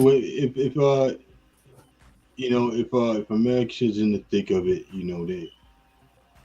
they draft whoever needed. If you want to volunteer, I'm sure it you know the standard would be lowered for you to be able to get in there. So more than likely to be people like Billy Bob and what's the name, whatever his name is right here, Collins, to be Well, joining. I don't know, man. I done seen a couple of videos where they got their daughters out there training, you know. Mm. So I would, They preparing for homeland stuff though. yeah, I was gonna say that a lot of that is you know for us. They'll join the enemy. Hmm. Yeah, They anti-government. That's what they are. let's get a little bit more.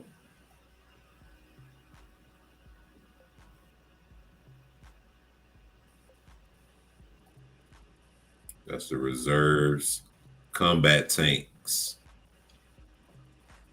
United States combat tanks, 6,100 to China's 3,205 combat tanks.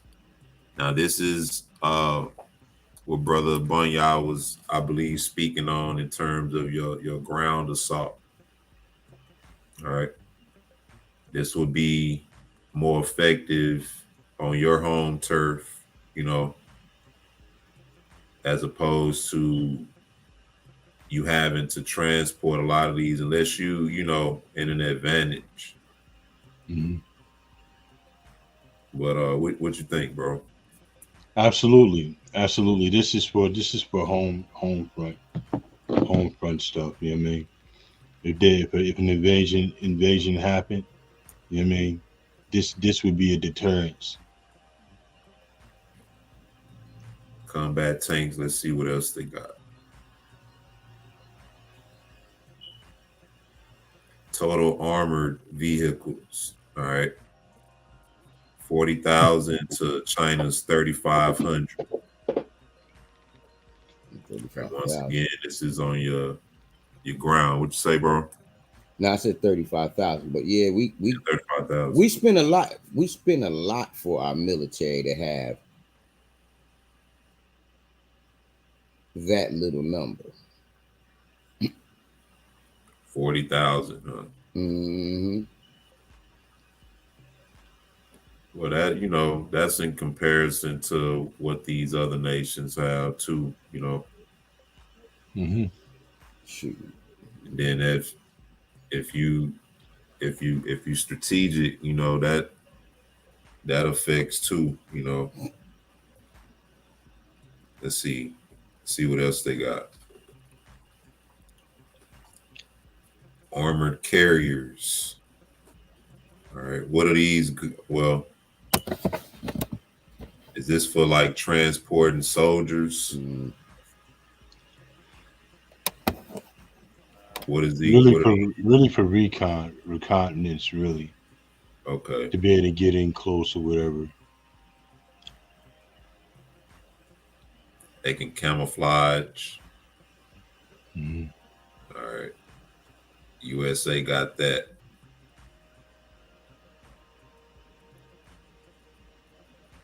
Artillery. So China got the advantage on that. SP artillery. What is that? Let me see. It's long range stuff right there. It's long range. They put in the coordinates. They put in the latitude and longitude. Point and fire. So it says self-propelled artillery for long range. So it looked like China got that, but then at the same time, you know, if you're looking at things from a prophetic point of view, all this stuff is really kind of worthless anyway. All right. Towed artillery. Not much of an advantage there. Rocket projectors. Whoa, okay. Yeah, they got. You know what's strange about this right here? When you it said that China has set up places close to the U.S. You know, they have certain army bases near the U.S. and everything. And it was said that they purchased a lot of land, some Chinese in Oklahoma or near Oklahoma. Is that true, or have y'all heard about that? Yeah, I heard about that. Yeah, China's been purchasing land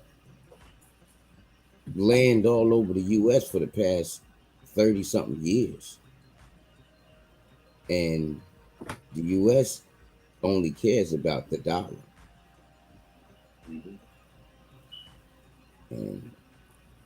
So that would make a lot of this stuff more prevalent then in that case, because if you have places set up near U.S., that means you can bring these things close. You know, so now we're looking at a different ball game here, and they have the advantage here. On paper, they had the advantage in the numbers. All right. We see who we fighting with. Total aircraft. Whoa. Y'all believe this right here? Yeah. We got the aircraft. Yeah, we got those. That's almost a 10,000 difference in aircraft. So yeah, but they lost all their pilots, so yeah, it's about even now. And they left some too in the other country, Afghanistan. Afghanistan. They left some over there too. Blunders, goofs and blunders. We forgot about President Biden and the gift that he left over there. Goofs and blunders. Yeah. Let's get a little more. Broke down coops and Hummers. Combat aircraft. Slight advantage there.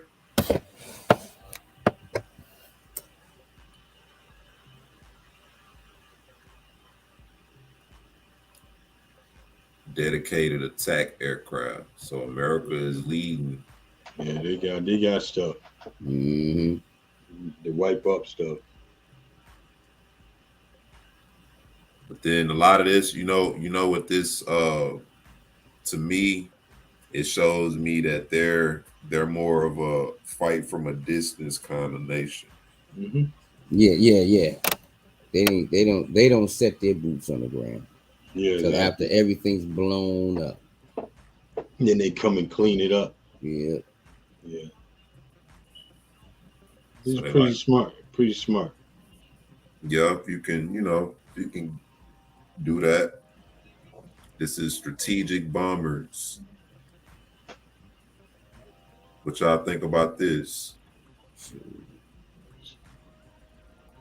Those type of aircrafts, they got certain capabilities that allow them to do that. They can fly really high and they can be stealth in certain conditions. That's why they color them the way that they do. You know what I mean? They color them, but they got there's all kinds of other stealth bombers that America has that they do not advertise. They got technology that they don't advertise. You ever seen that one stealth bomber that they had? I forgot what it was, but in the shape of a triangle. You ever seen that? No, I never saw it. That they saying that junk got cloaking abilities. Yeah, ain't that their B2? Yeah, I think so. I think they upgraded it though. Yeah, they upgraded it. It cost $50 billion, I think. Yeah, I would agree that they got some stuff they not showing, because that kind of thing, especially if they talking about alien aircraft and all that, they trying to mess around with that kind of stuff. Yeah, definitely. Strategic bombers. China got the advantage on that. There it is right there. That stealth bomber right there. They don't got none of those. Stealth, yeah. Ooh. Them joints, they said these joints got cloaking abilities. Right? Stealth bomber. But I'm waiting to see if they got one of the more important ones. One of the more important pieces of equipment that they got concerning war. I'm just waiting to see if you got that, or if they got that or not.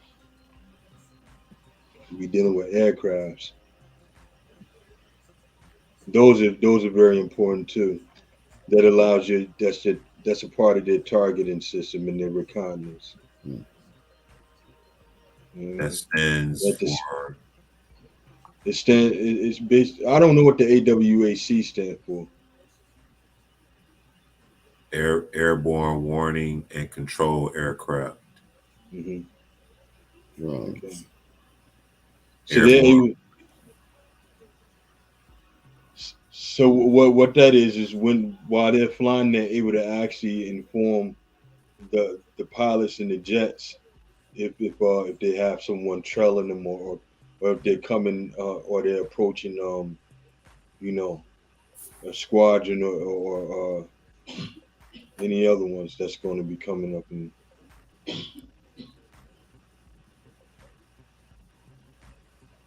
yeah, that's what we were saying. China is positioned in a lot of different places around the country.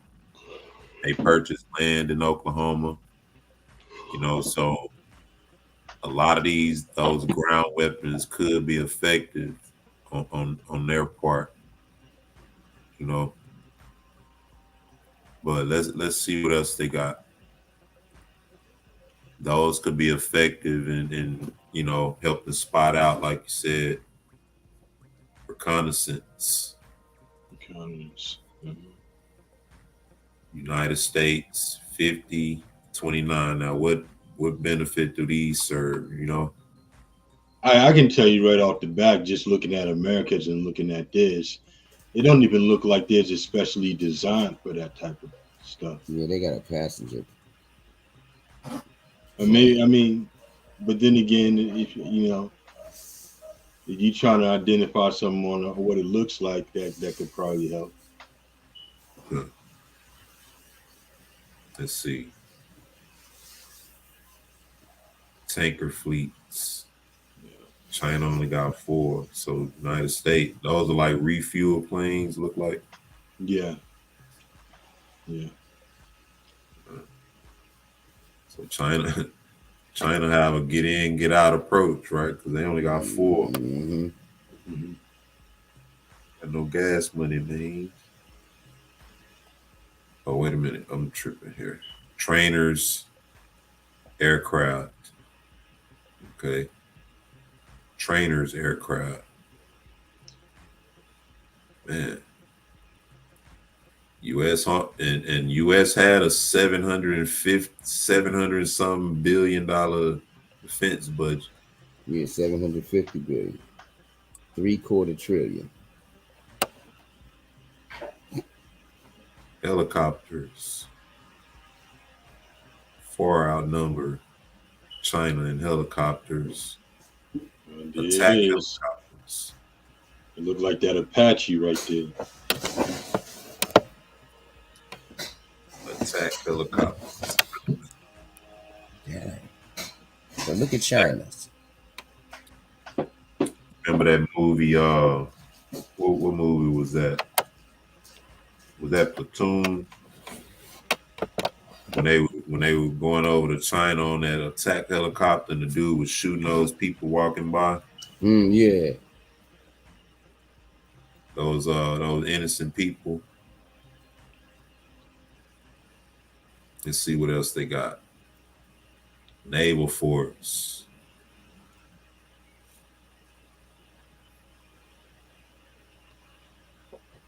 Total assets. So China's beating U.S.A. in total assets. Aircraft carriers. China only have 2. That's not good. Helicopter carriers 0. To the United States 10.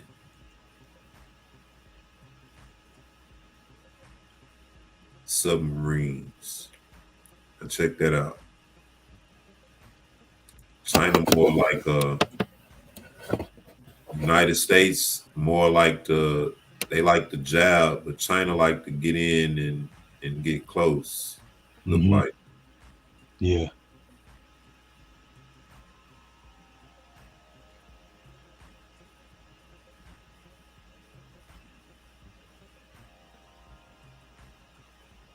Picking our characters. Corvettes. What are these? Look like docking stations.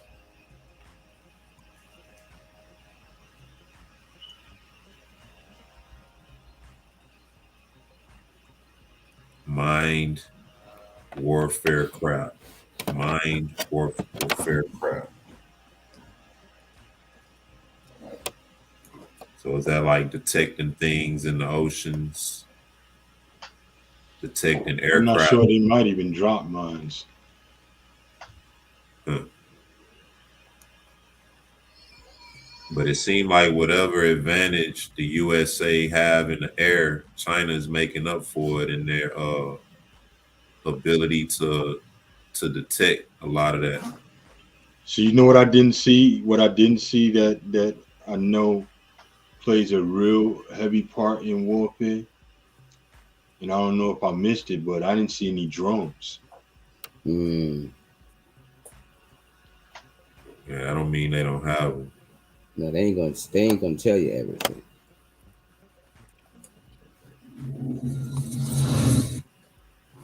I don't mean they don't have them. They selling drones on the internet over here. Global ranking. Russia is second. Defense budget.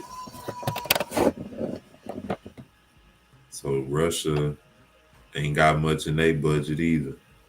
They got less than China. Nah, but you know what it is? We have such a big budget because everybody's stealing that money. But so Russia's 48 billion is probably equal to half of our budget. Because they steal all that money. You United States. Give them a big enough number that nobody wants to count. Yeah. Because that is a lot, you know, to have for defense. Mm-hmm. But then all of that, you can really just, you can type up. Plus all the resources, like you said, the resources and stuff that they steal, you know. But let's check this out some more. We see the leaders. The faces. That's what that is. Yeah, they faders. You believe Joe Biden running anything? You lost your mind. Mm-hmm. This guy can't even make a peanut butter and jelly sandwich.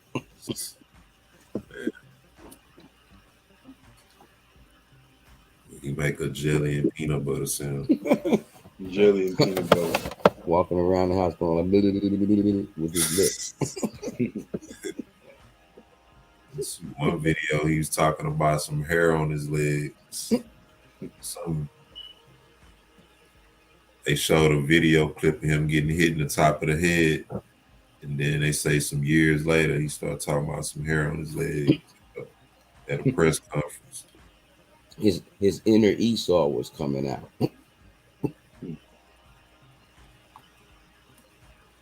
Let's see what we got. Now we can really combine Russia and China's every defense budget and everything together. Population 332 million. And active personnel. So was this the same as the last one? Active personnel for the U.S.A.? Yeah, about we lost about 0.7 on them. Reserves.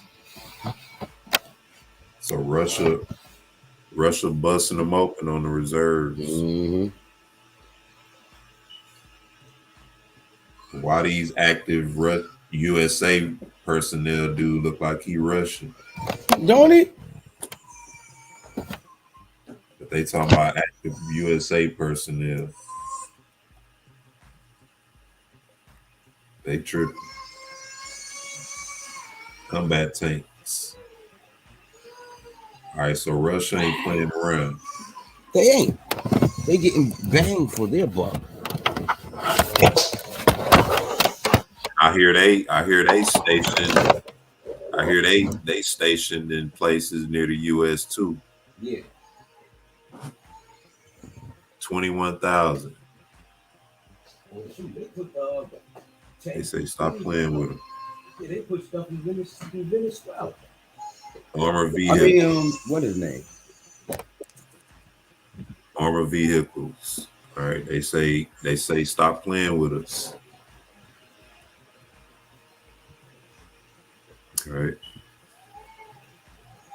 They say we're not playing. What's APCs? Armored personnel carriers. 18,000. Okay. U.S.A. said, okay, we got that.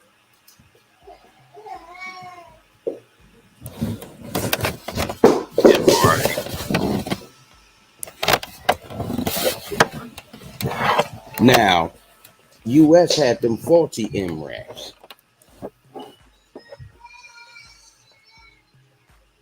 When they was in Iraq, these things, they was blowing these suckers up. And they're not supposed to be able to blow them up. Yeah, those are mine. I told you, they stealing all the money and just giving them any old thing. Giving them some fake MRAPs. Giving them fake MRAPs, brother Yash. Mine resistant vehicles. So Russia neck to neck with that. Armored cars. Okay. U.S.A. we got that. Total artillery. Russia say we got that. Rocket projectors. Russia say we on that. Yeah, that mud was kind of Cold-blooded, wasn't it? Look at that. Six shooters on each side. Look at America. They look like they got the 1972 model right there. Mm-hmm. It's like, man, they got six. Can only shoot six at a time. Mm-hmm. Like, yeah, Oh, they shoot a lot. Some things shoot, but look at Russia. Wife say you go in the dollar store, you see trucks look like that in the dollar store.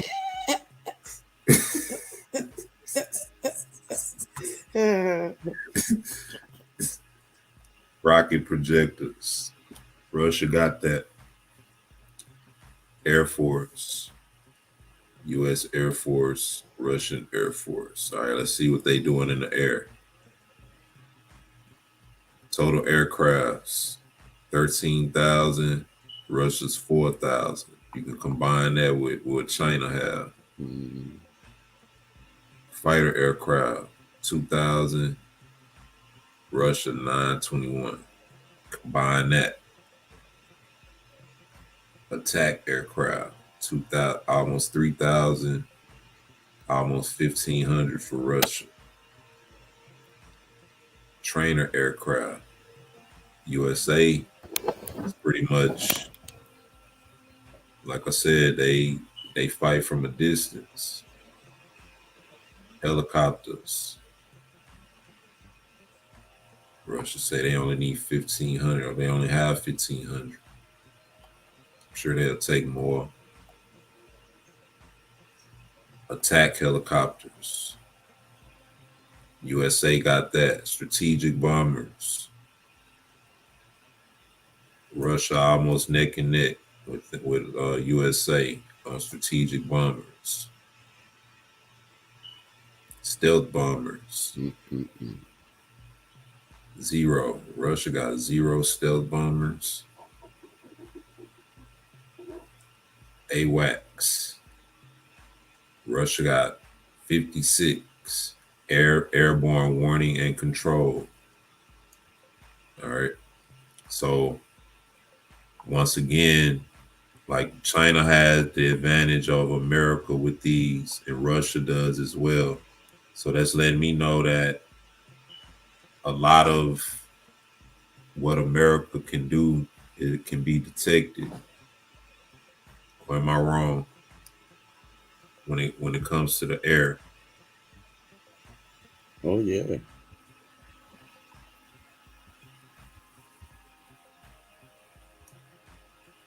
Reconnaissance. Only 33. U.S.A. got the advantage. Electronic warfare. That's why you don't be having no. That's why you be having the blackouts and stuff. Mm-hmm. The internet be shutting off.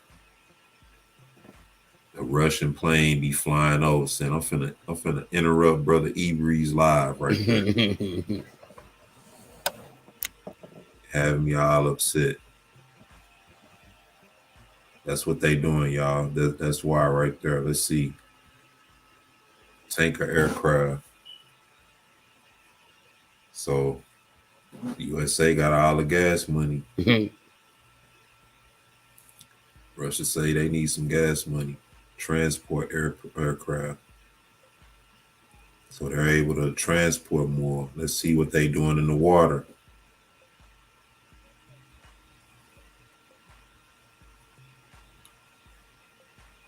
Total naval assets, USA 502, Russia 621. See, when it get up close, that's when the game change. It seems like.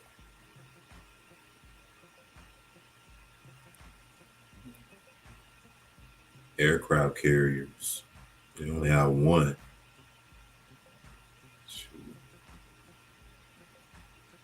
At least that's what they showing us. Destroyers 85, Russia 18.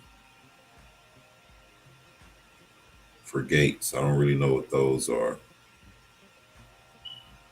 Corvettes. 15, Russia 85. Those are like certain aircraft can dock on those, and they can look like they can detect certain things in the waters, you know, other ships and stuff in the air and everything. Submarines, U.S.A. 71, Russia 59. China had more submarines than the U.S. Patrol vessels, 48. So Russia's seeing everything. Mine warfare ships. Russia got 48. Brother Cleo say that depends on your objective. Yeah, that's true too. Nuclear weapons. What y'all think about this?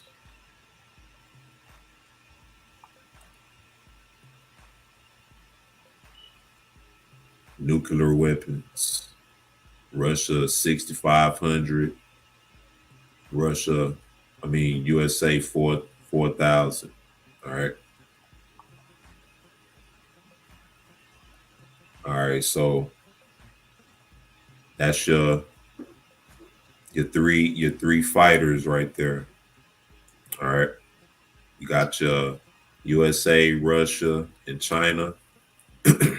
We saw them square up, you know. We see what all they have in terms of weaponry, you know, and from that, you know, we can pretty much move on into what's going to happen. All right. What I want to do now is show a simulation. All right. It's about a few minutes long video, not that long. And the simulation is going to play out everything that we just looked at in terms of who we saw in the war and everything that they have and what the end result is going to be. All right. So what this is a nuclear war simulation, and we're going to see all the said countries going at it. All right. Now keep in mind, we're going to look at the nations that's fighting, and we're going to look at everywhere that the missiles and everywhere is not going. All right, as well. So pay attention to who's fighting, and also pay attention to where the missiles won't be going according to this simulation. All right, now after this, we're going to go into the Deagle report. Also, it's going to give you the amount of casualties that's going to take place as a result of this war, and where these casualties are going to take place. All right, so let's check this out.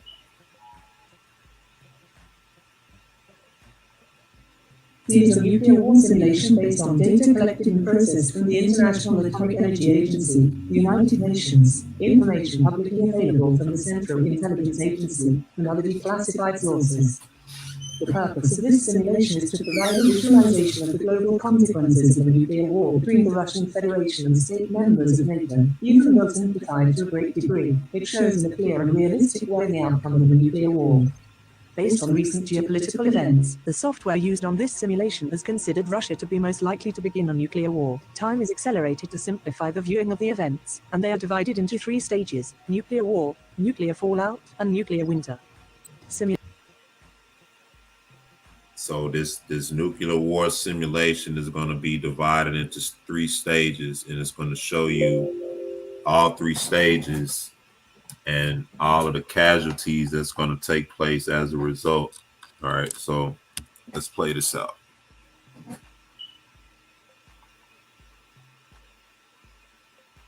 Simulation ready. Declassified mode activated. For context, population of nations engaged at war. NATO member states have 940. All right, remember all your nations. All right, you got Russia and all your NATO nations, all your European nations, and you have Russia. All right, and all of this area over here is pretty much Asia, you know, the area known as Asia. China is up in here as well. And so let's check this out. It's giving you the population as well. Go ahead, bro. Nah, I just coughed. My bad. Here we go. 44 million people. The Russian Federation has 145 million people. Stage 1. Nuclear war. Elapsed time. 1 hour. 2 hours. 3 hours. 4 hours.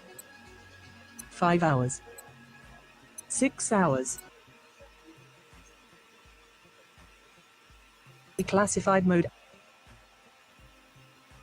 All right, it's also giving you the time frame, and pay attention to the casualties as the time frame is going up. And remember what the Bible says about Babylon being destroyed in one day. Well, really it says in 1 hour. All right. But watch this. Activated. For context, population of nations engaged at war. NATO member states have 944 million people. The Russian Federation has 145 million people. Stage 1. Nuclear war. Elapsed time. 1 hour. 2 hours. 3 hours. 4 hours. 5 hours. 6 hours. 7 hours. 8 hours. 9 hours. 10 hours. 11 hours. 12 hours. 13 hours. 14 hours. 15 hours. 16 hours. 17 hours. 18 hours. 19 hours. 20 hours. 21 hours. So, and this is just a simulation, but 21 hours of nuclear war back and forth between these nations, and you have 165 million dead bodies.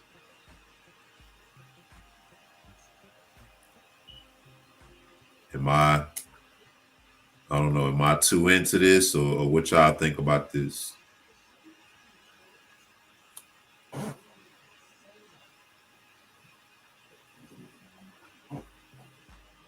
Y'all got any thoughts on this?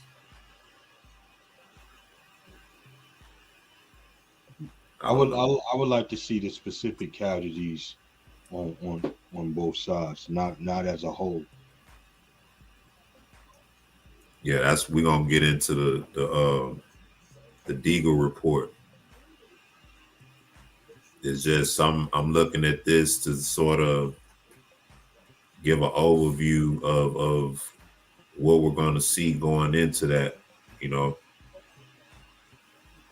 He said Babylon is going to be destroyed in 1 hour, but in 21 hours of nuclear war, according to this, you have all these casualties. What you think, Brother Yash?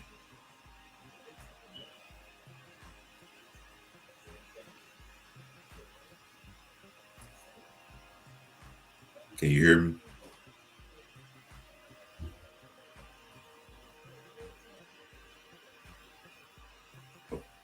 He must have something going on. I'm gonna play some more. 22 hours. 23 hours. 24 hours. Total global casualties at 178 million people. Losses of nations engaged at war.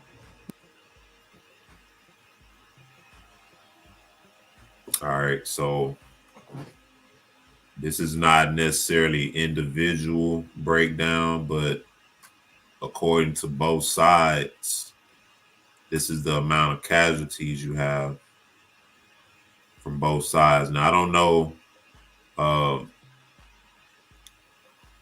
when you look at the Deagle report, you know, I don't know how accurate this is lining up with that. You know, but we'll get into that in a minute. You know, let's play some more. NATO member states have lost 9.1% of their total population. The Russian Federation has lost 62.9% of its total population. Stage 2, nuclear fallout. Elapsed time: 3 days, 6 days, 9 days, 12 days, 15 days, 18 days, 21 days, 24 days, 27 days, 30 days. Maximum radiation levels recorded, shown by degrees of latitude, in REM units. Total global casualties at 186 million people. Stage 3, nuclear winter. Elapsed time: 2 months, 3 months, 4 months, 5 months, 6 months, 7 months, 8 months, 9 months, 10 months. Minimum temperature recorded, shown by degrees of latitude, in Celsius degrees. Total global casualties at 548 million people. Now notice none of this is affecting the regions down toward Africa anywhere. Or doesn't seem to be affecting it. But so far, we're at 500 million, 500 million people dead as a result of this. According to this is just a simulation. All right, let's get some more. End of the simulation. Stand by.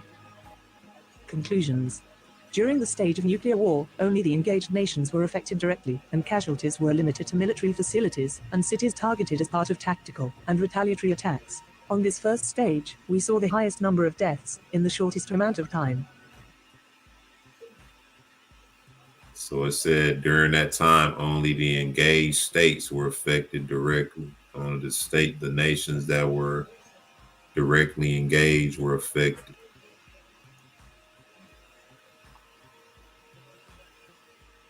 During the stage of nuclear fallout, irradiated material in the form of dust was carried by wind currents to every corner of the planet, causing deaths related to radiation sickness, and setting the stage for a nuclear winter. Deaths in this period increased relatively slowly. During the stage of nuclear winter, the presence of dust in the atmosphere dropped temperatures worldwide, causing mass deaths of plants, animals and people, who could not adapt. Mass famine during this period resulted in the largest amounts of deaths for the entire nuclear conflict. The conclusion of this simulation is that no country on Earth will be safe in the event of a nuclear war. The policy of mutually assured destruction is truly mad, and we must push forward initiatives to avoid the proliferation of nuclear weapons, and to reduce existing arsenals. Thank you for watching this video. If you want to show your support.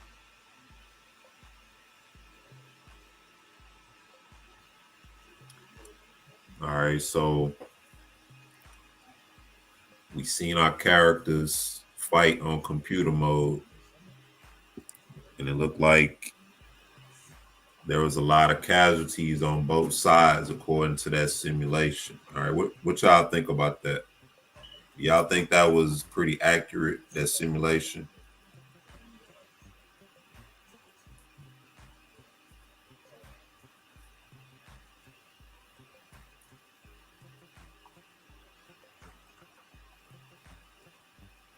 Y'all there?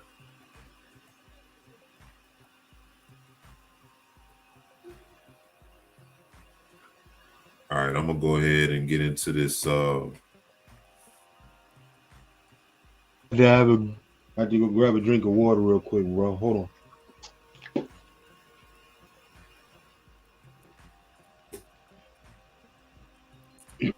All right, now I'm gonna pull up this Deagle report.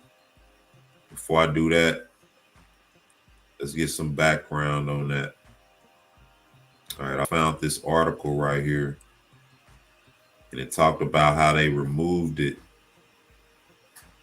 and it talks about them removing the Deagle report, and then it also talks about why they removed the Deagle report. Sister Saria Shebrew said that it's not accurate. I kind of think so too. It was some inaccuracies in it. I feel like it was that simulation was still sort of favoring uh, America in a way, you know, or the European nations in a way, even though it was a lot of casualties. But it says Deagle.com just removed 2025 forecast predicting a 70% drop in the U.S. population to 99 million. All right. And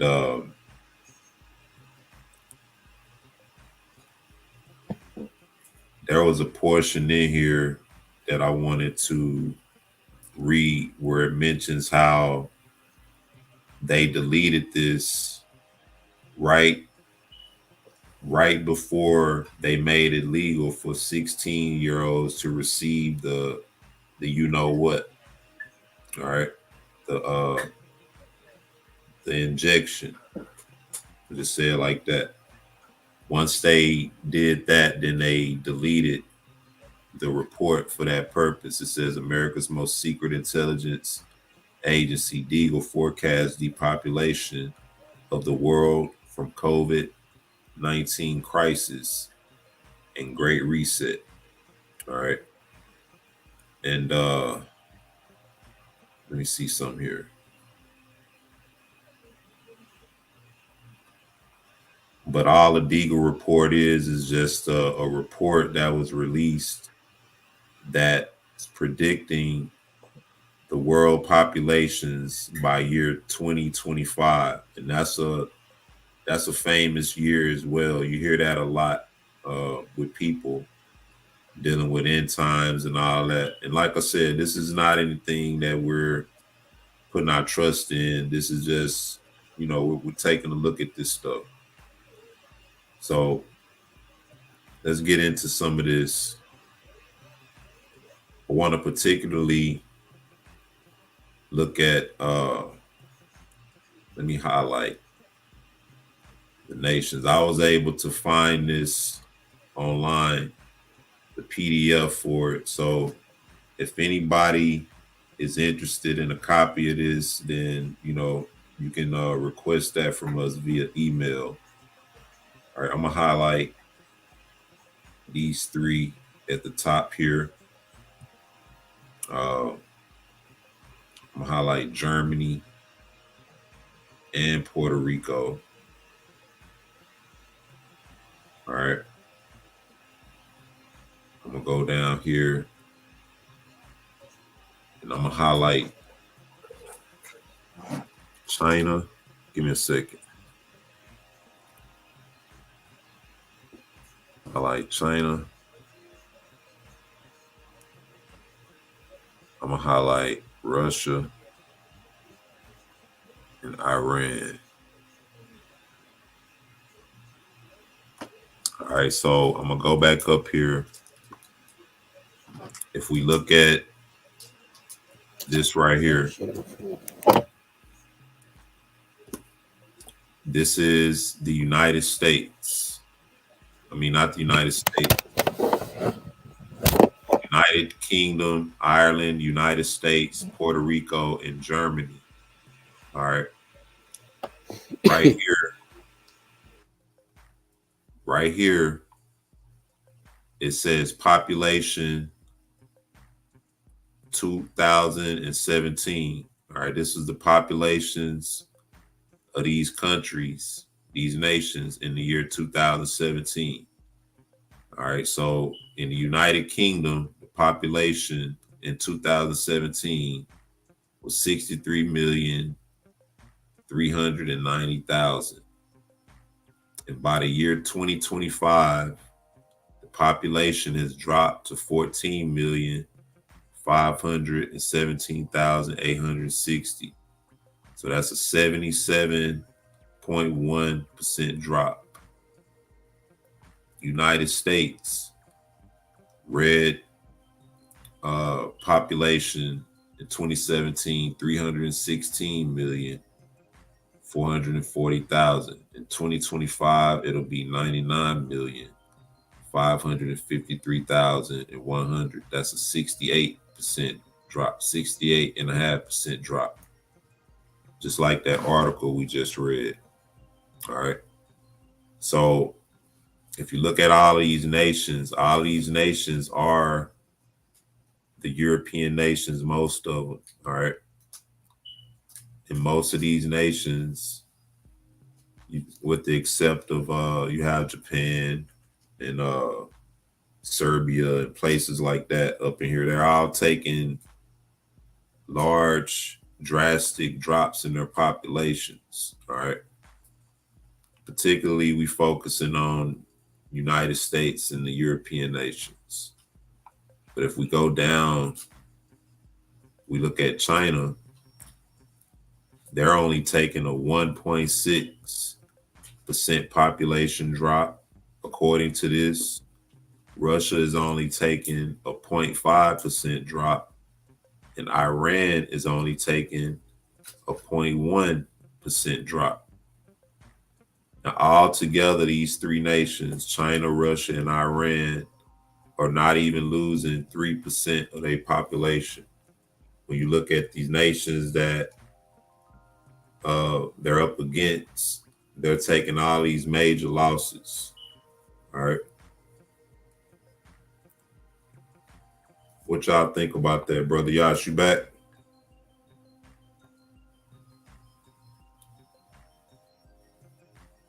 You not back? All right. So this report right here is giving us a forecast of how everything is going to play out, you know, on paper. This is what it's showing us. United States is losing over half their population. All right. And the nations that they're going up against, they're taking small drops in their populations. In the meantime, when we go down to these African nations, we see major increases in their populations. All right. And most of them are down here at the bottom. And it starts with Brazil. It says Brazil is going to take an increase in their population. All right. You have Mali right here. They're going to take a 1.5% increase. All right. You have Ghana. They're taking a 1.8% increase. Let's see. You have Chad. I'm just going to go through some of these. You have them taking a 3% increase. You have Morocco, 3.4% increase. Malawi, 4.3%. Sierra Leone, 4.5%. All right. Costa Rica and Dominican Republic, 4.6%. Togo, 4.6%. All right, you have Uganda, 4.9%. So all of the black, quote unquote, black nations are taking increases in their populations. All right. All these nations increases. And when you get down into you get to Kenya, all right, taking a 14.3% increase. Who else you have? You have Papua New Guinea, 17.7% increase. All right. And Lebanon, ironically, according to this, is taking a 59.5% increase. So we know Lebanon is the region right. Is it right above Israel? According to the map, it's right up in that region, Lebanon. It's right on the coast, right above Israel. That's where Lebanon is. And it's saying that it's taking a 59.5% increase. And ironically, all of this falls in line with prophecy. And how prophecy tells us that how all people are going to return to their own nations, right? But then it talks about how the Most High is going to destroy and kill a lot of people too. And so I thought this was kind of interesting, man. I came across this, and like I said, anybody who want a copy of this, just let us know and we'll email it to you. I came across this and I thought it was, it was interesting. And like I said, this was deleted. I found it. I don't even know the site that I found it on. I just clicked on it and it allowed me to download the PDF for it. So I downloaded it. And so brothers and sisters who want it, you can get it that way, or you can request it and we'll give it to you, like I said. But this report is pretty much outside of the Bible means of proving the prophecies true. This is proof outside of the Bible, for people who want proof of the Bible outside of the Bible. This is proof. Who is that? B'nai Israel said Israel loses 50%. Yeah. And we know how the Most High said he's going to destroy Israel, right? And how when we return, how we're going to repair the waste cities and everything like that. Here's Israel right here. It says that they're going to take a 48.3% drop. And another thing to consider too, all right, along with these population drops, notice the GDP, the gross domestic product, all right? In these nations where the GDP, where the population is dropping, you'll also see the GDP dropping. For example, the United States is losing 68.5% of their population. The GDP for the United States is going to drop 85.4%. So America is going to go from the leading nation to being less than a third world nation in an hour's time, according to prophecy. United Kingdom's GDP is dropping 92.1%. 92% drop in your gross domestic product. That means no employment, no goods being shipped back and forth, no supply chains, no trade, no none of that. It's straight shoot what you see, like on the book of Eli, when he was hiding out and had to shoot that cat in the beginning just to eat. That's what it's going to be. And all of the ruling nations, their populations is dropping and their GDPs is dropping. Now watch this. We go down into the nations that's increasing. Look at, let me make sure I got the right spot. All right, yeah, that's cool. Look at Tanzania. I didn't even highlight them. Look at Tanzania's GDP increase is going to be 143.4% increase in their GDP. And that's just an example. Look at Benin. All right. They're going to increase to 103% gross domestic product. Now, most of these places is where all the resources are anyway. So no wonder you're going to see an increase in these places. Look at this here. Let me find a good one of the African countries. Look at Cameroon, right? Let me do that again. Hold on. Look at Cameroon right here.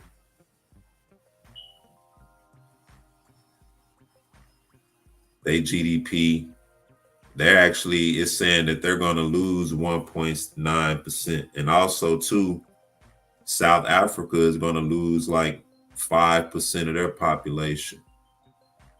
But we know who is trying to take over South Africa. And so that's how I'm seeing that. But Cameroon's, their GDP is going to go up to 116.7%. All right. Uganda, 112%. Algeria, make sure I got that the right spot, 92.8%. Central African Republic's GDP is going to go up 46.6%. All right.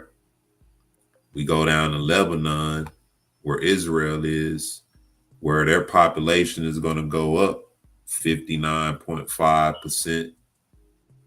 Just like how the Bible says people are returning, their GDP is going up 94.3%. New Guinea's going up 44.6%. Kenya, their GDP is going up 179.5%.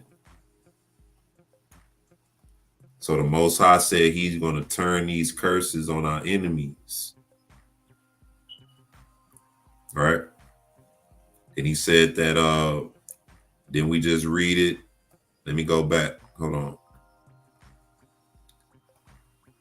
Let me go back right here. Isaiah 61 in verse 6. But ye shall be named the priests of Yehovah. Men shall call you the ministers of Elohim.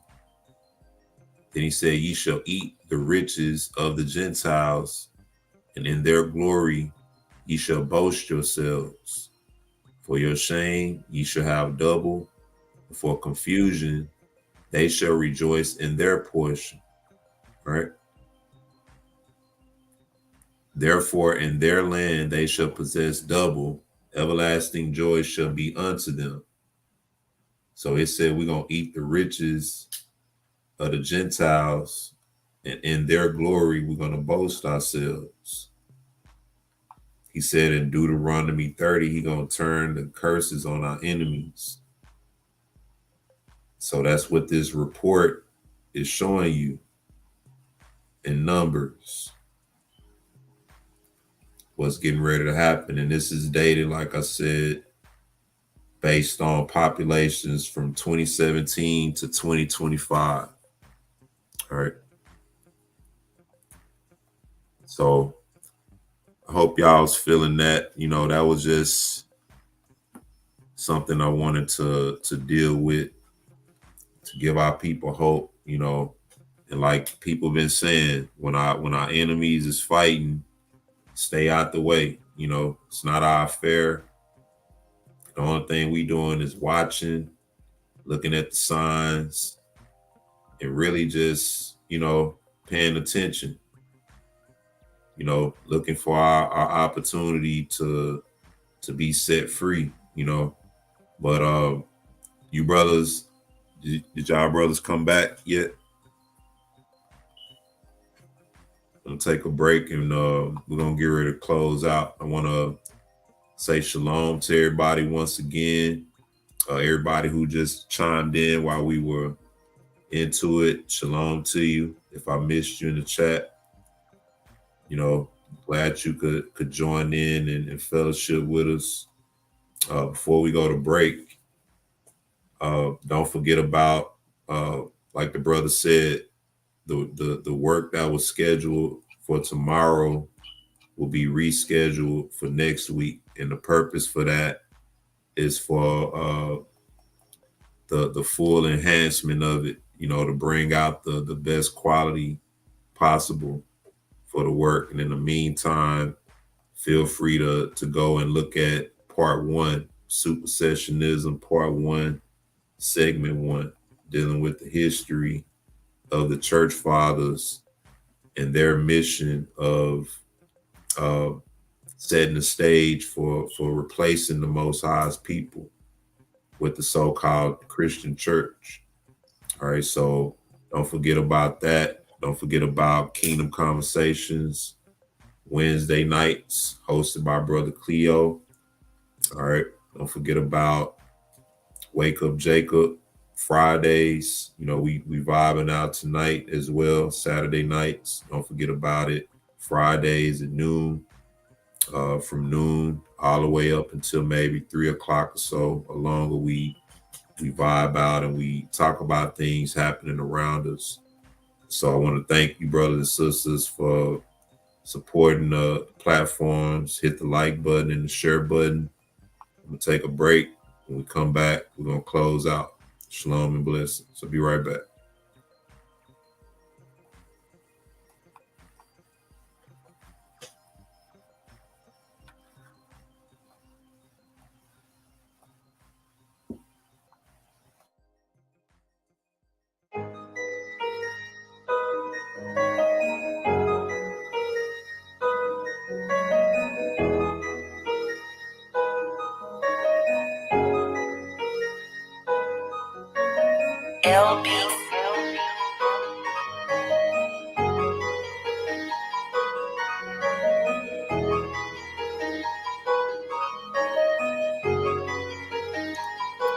His voice can turn a cow into a calf, yeah. His voice can make the wilderness bounce, yeah. His voice will make Lebanon press, yeah. His voice will break a cedar tree in half, yeah.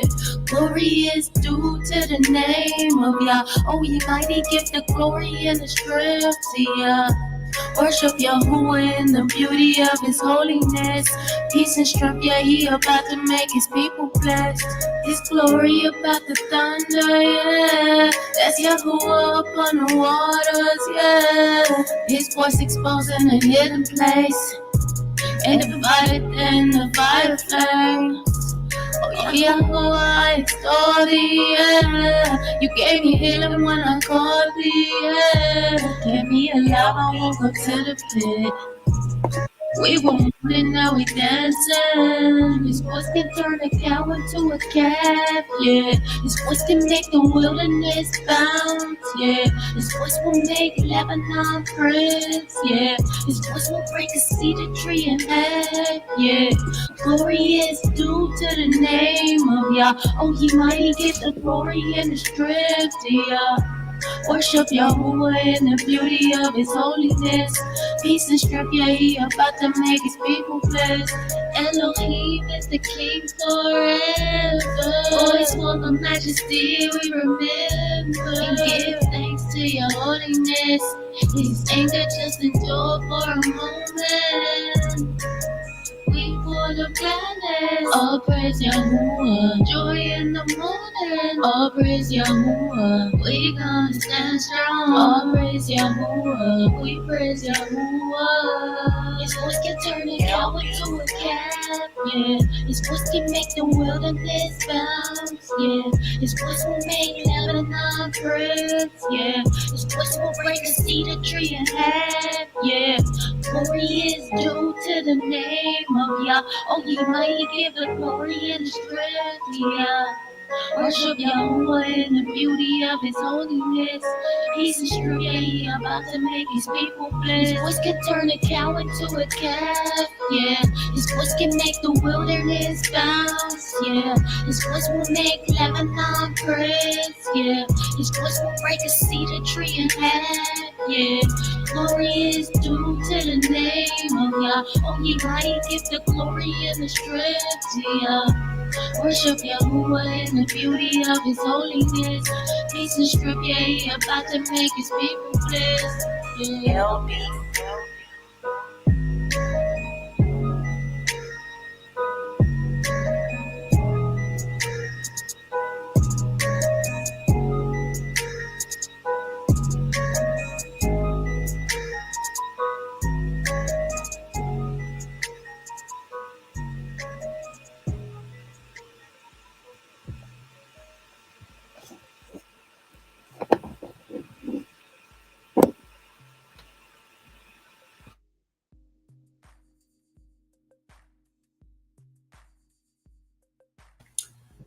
Shalom and blessings, brothers and sisters.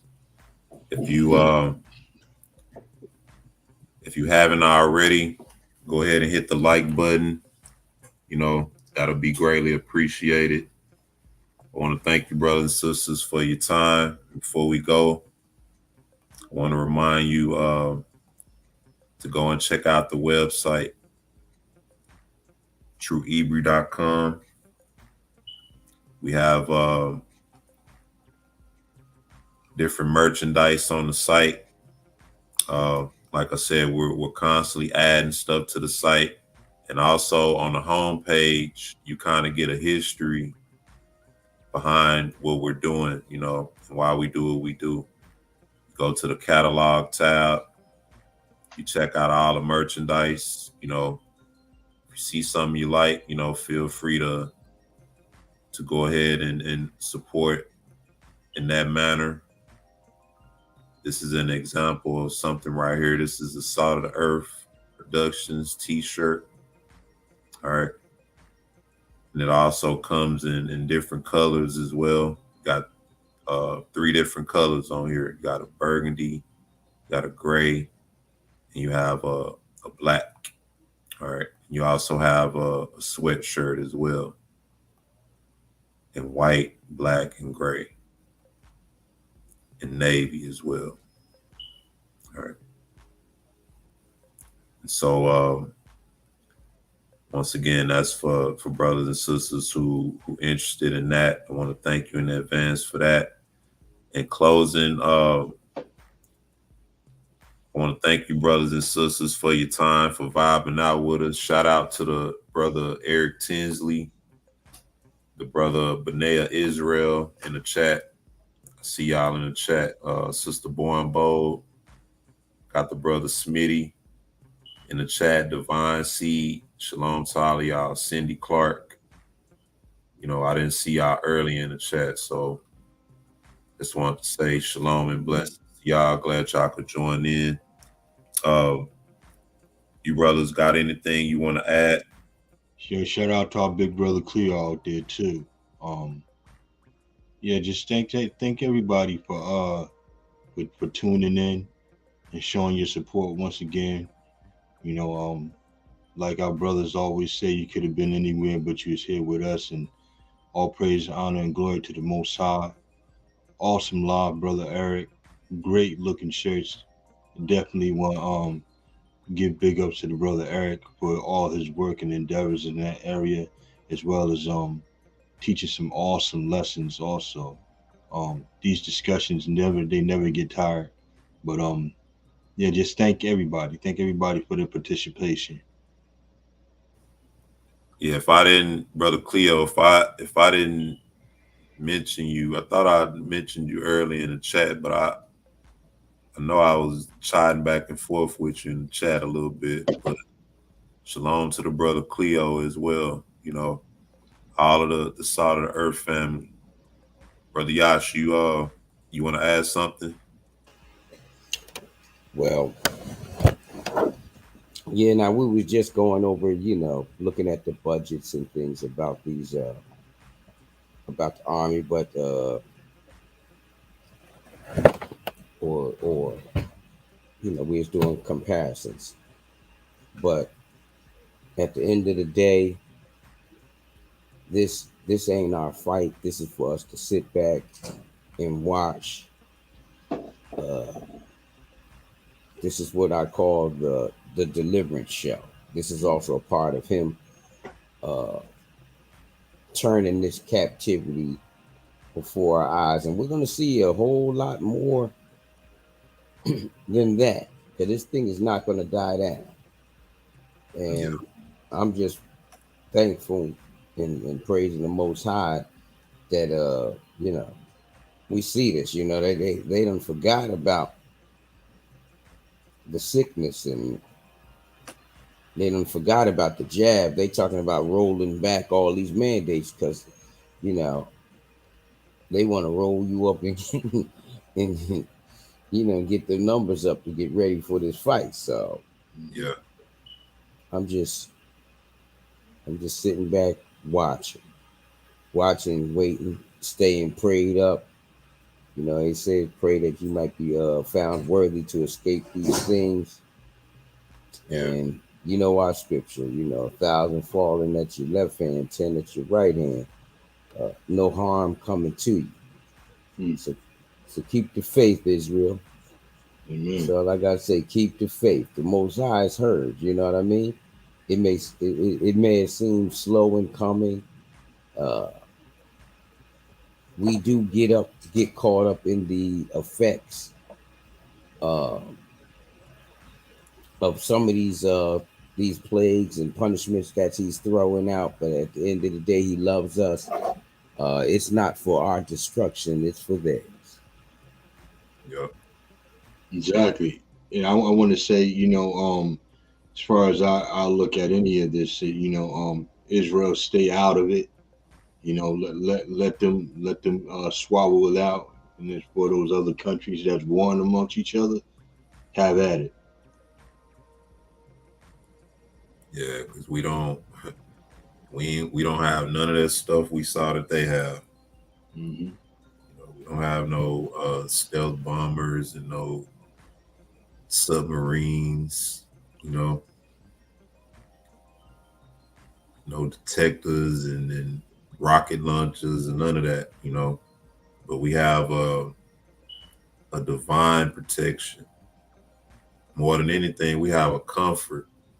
Nothing is more comforting than knowing that the Most High assured us of these things before. And all we have to do is believe on it. So I want to thank all you brothers and sisters once again for your time. Once again, tomorrow's video will be rescheduled for next Sunday. And like I said, it's for quality purpose and for the purpose of giving you the full effect, of what the Most High is blessed the brother to do. So be on the lookout for that. And also make sure you share that first one with others, because the grounds will be open for discussion, on these works. And so don't forget about that. I want to say shalom once again to all my side of the earth brothers, Brother Bunya, Brother Cleo, Brother Kadar, Brother Yash, Brother Hal. They couldn't make it in tonight, but I'm sure they were able to catch it. I know Brother Cleo was able to catch the live. So shalom to you, brothers. Shalom to everybody doing work for the Most High. May the Most High be with you. And on that note, I want to give our praises to the Father, our praises to the Son, and our praises to the Ruach, the Holy Spirit. Amen. Father's name we pray.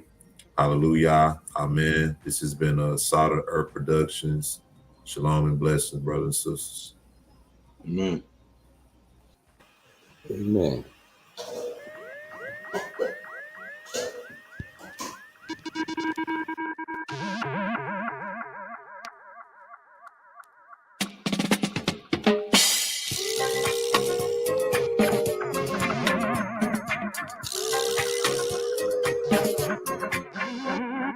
Everywhere I go, the children rising. Everywhere I go, the children rising. I saw them just rise up. The wicked running, I saw them just rise up.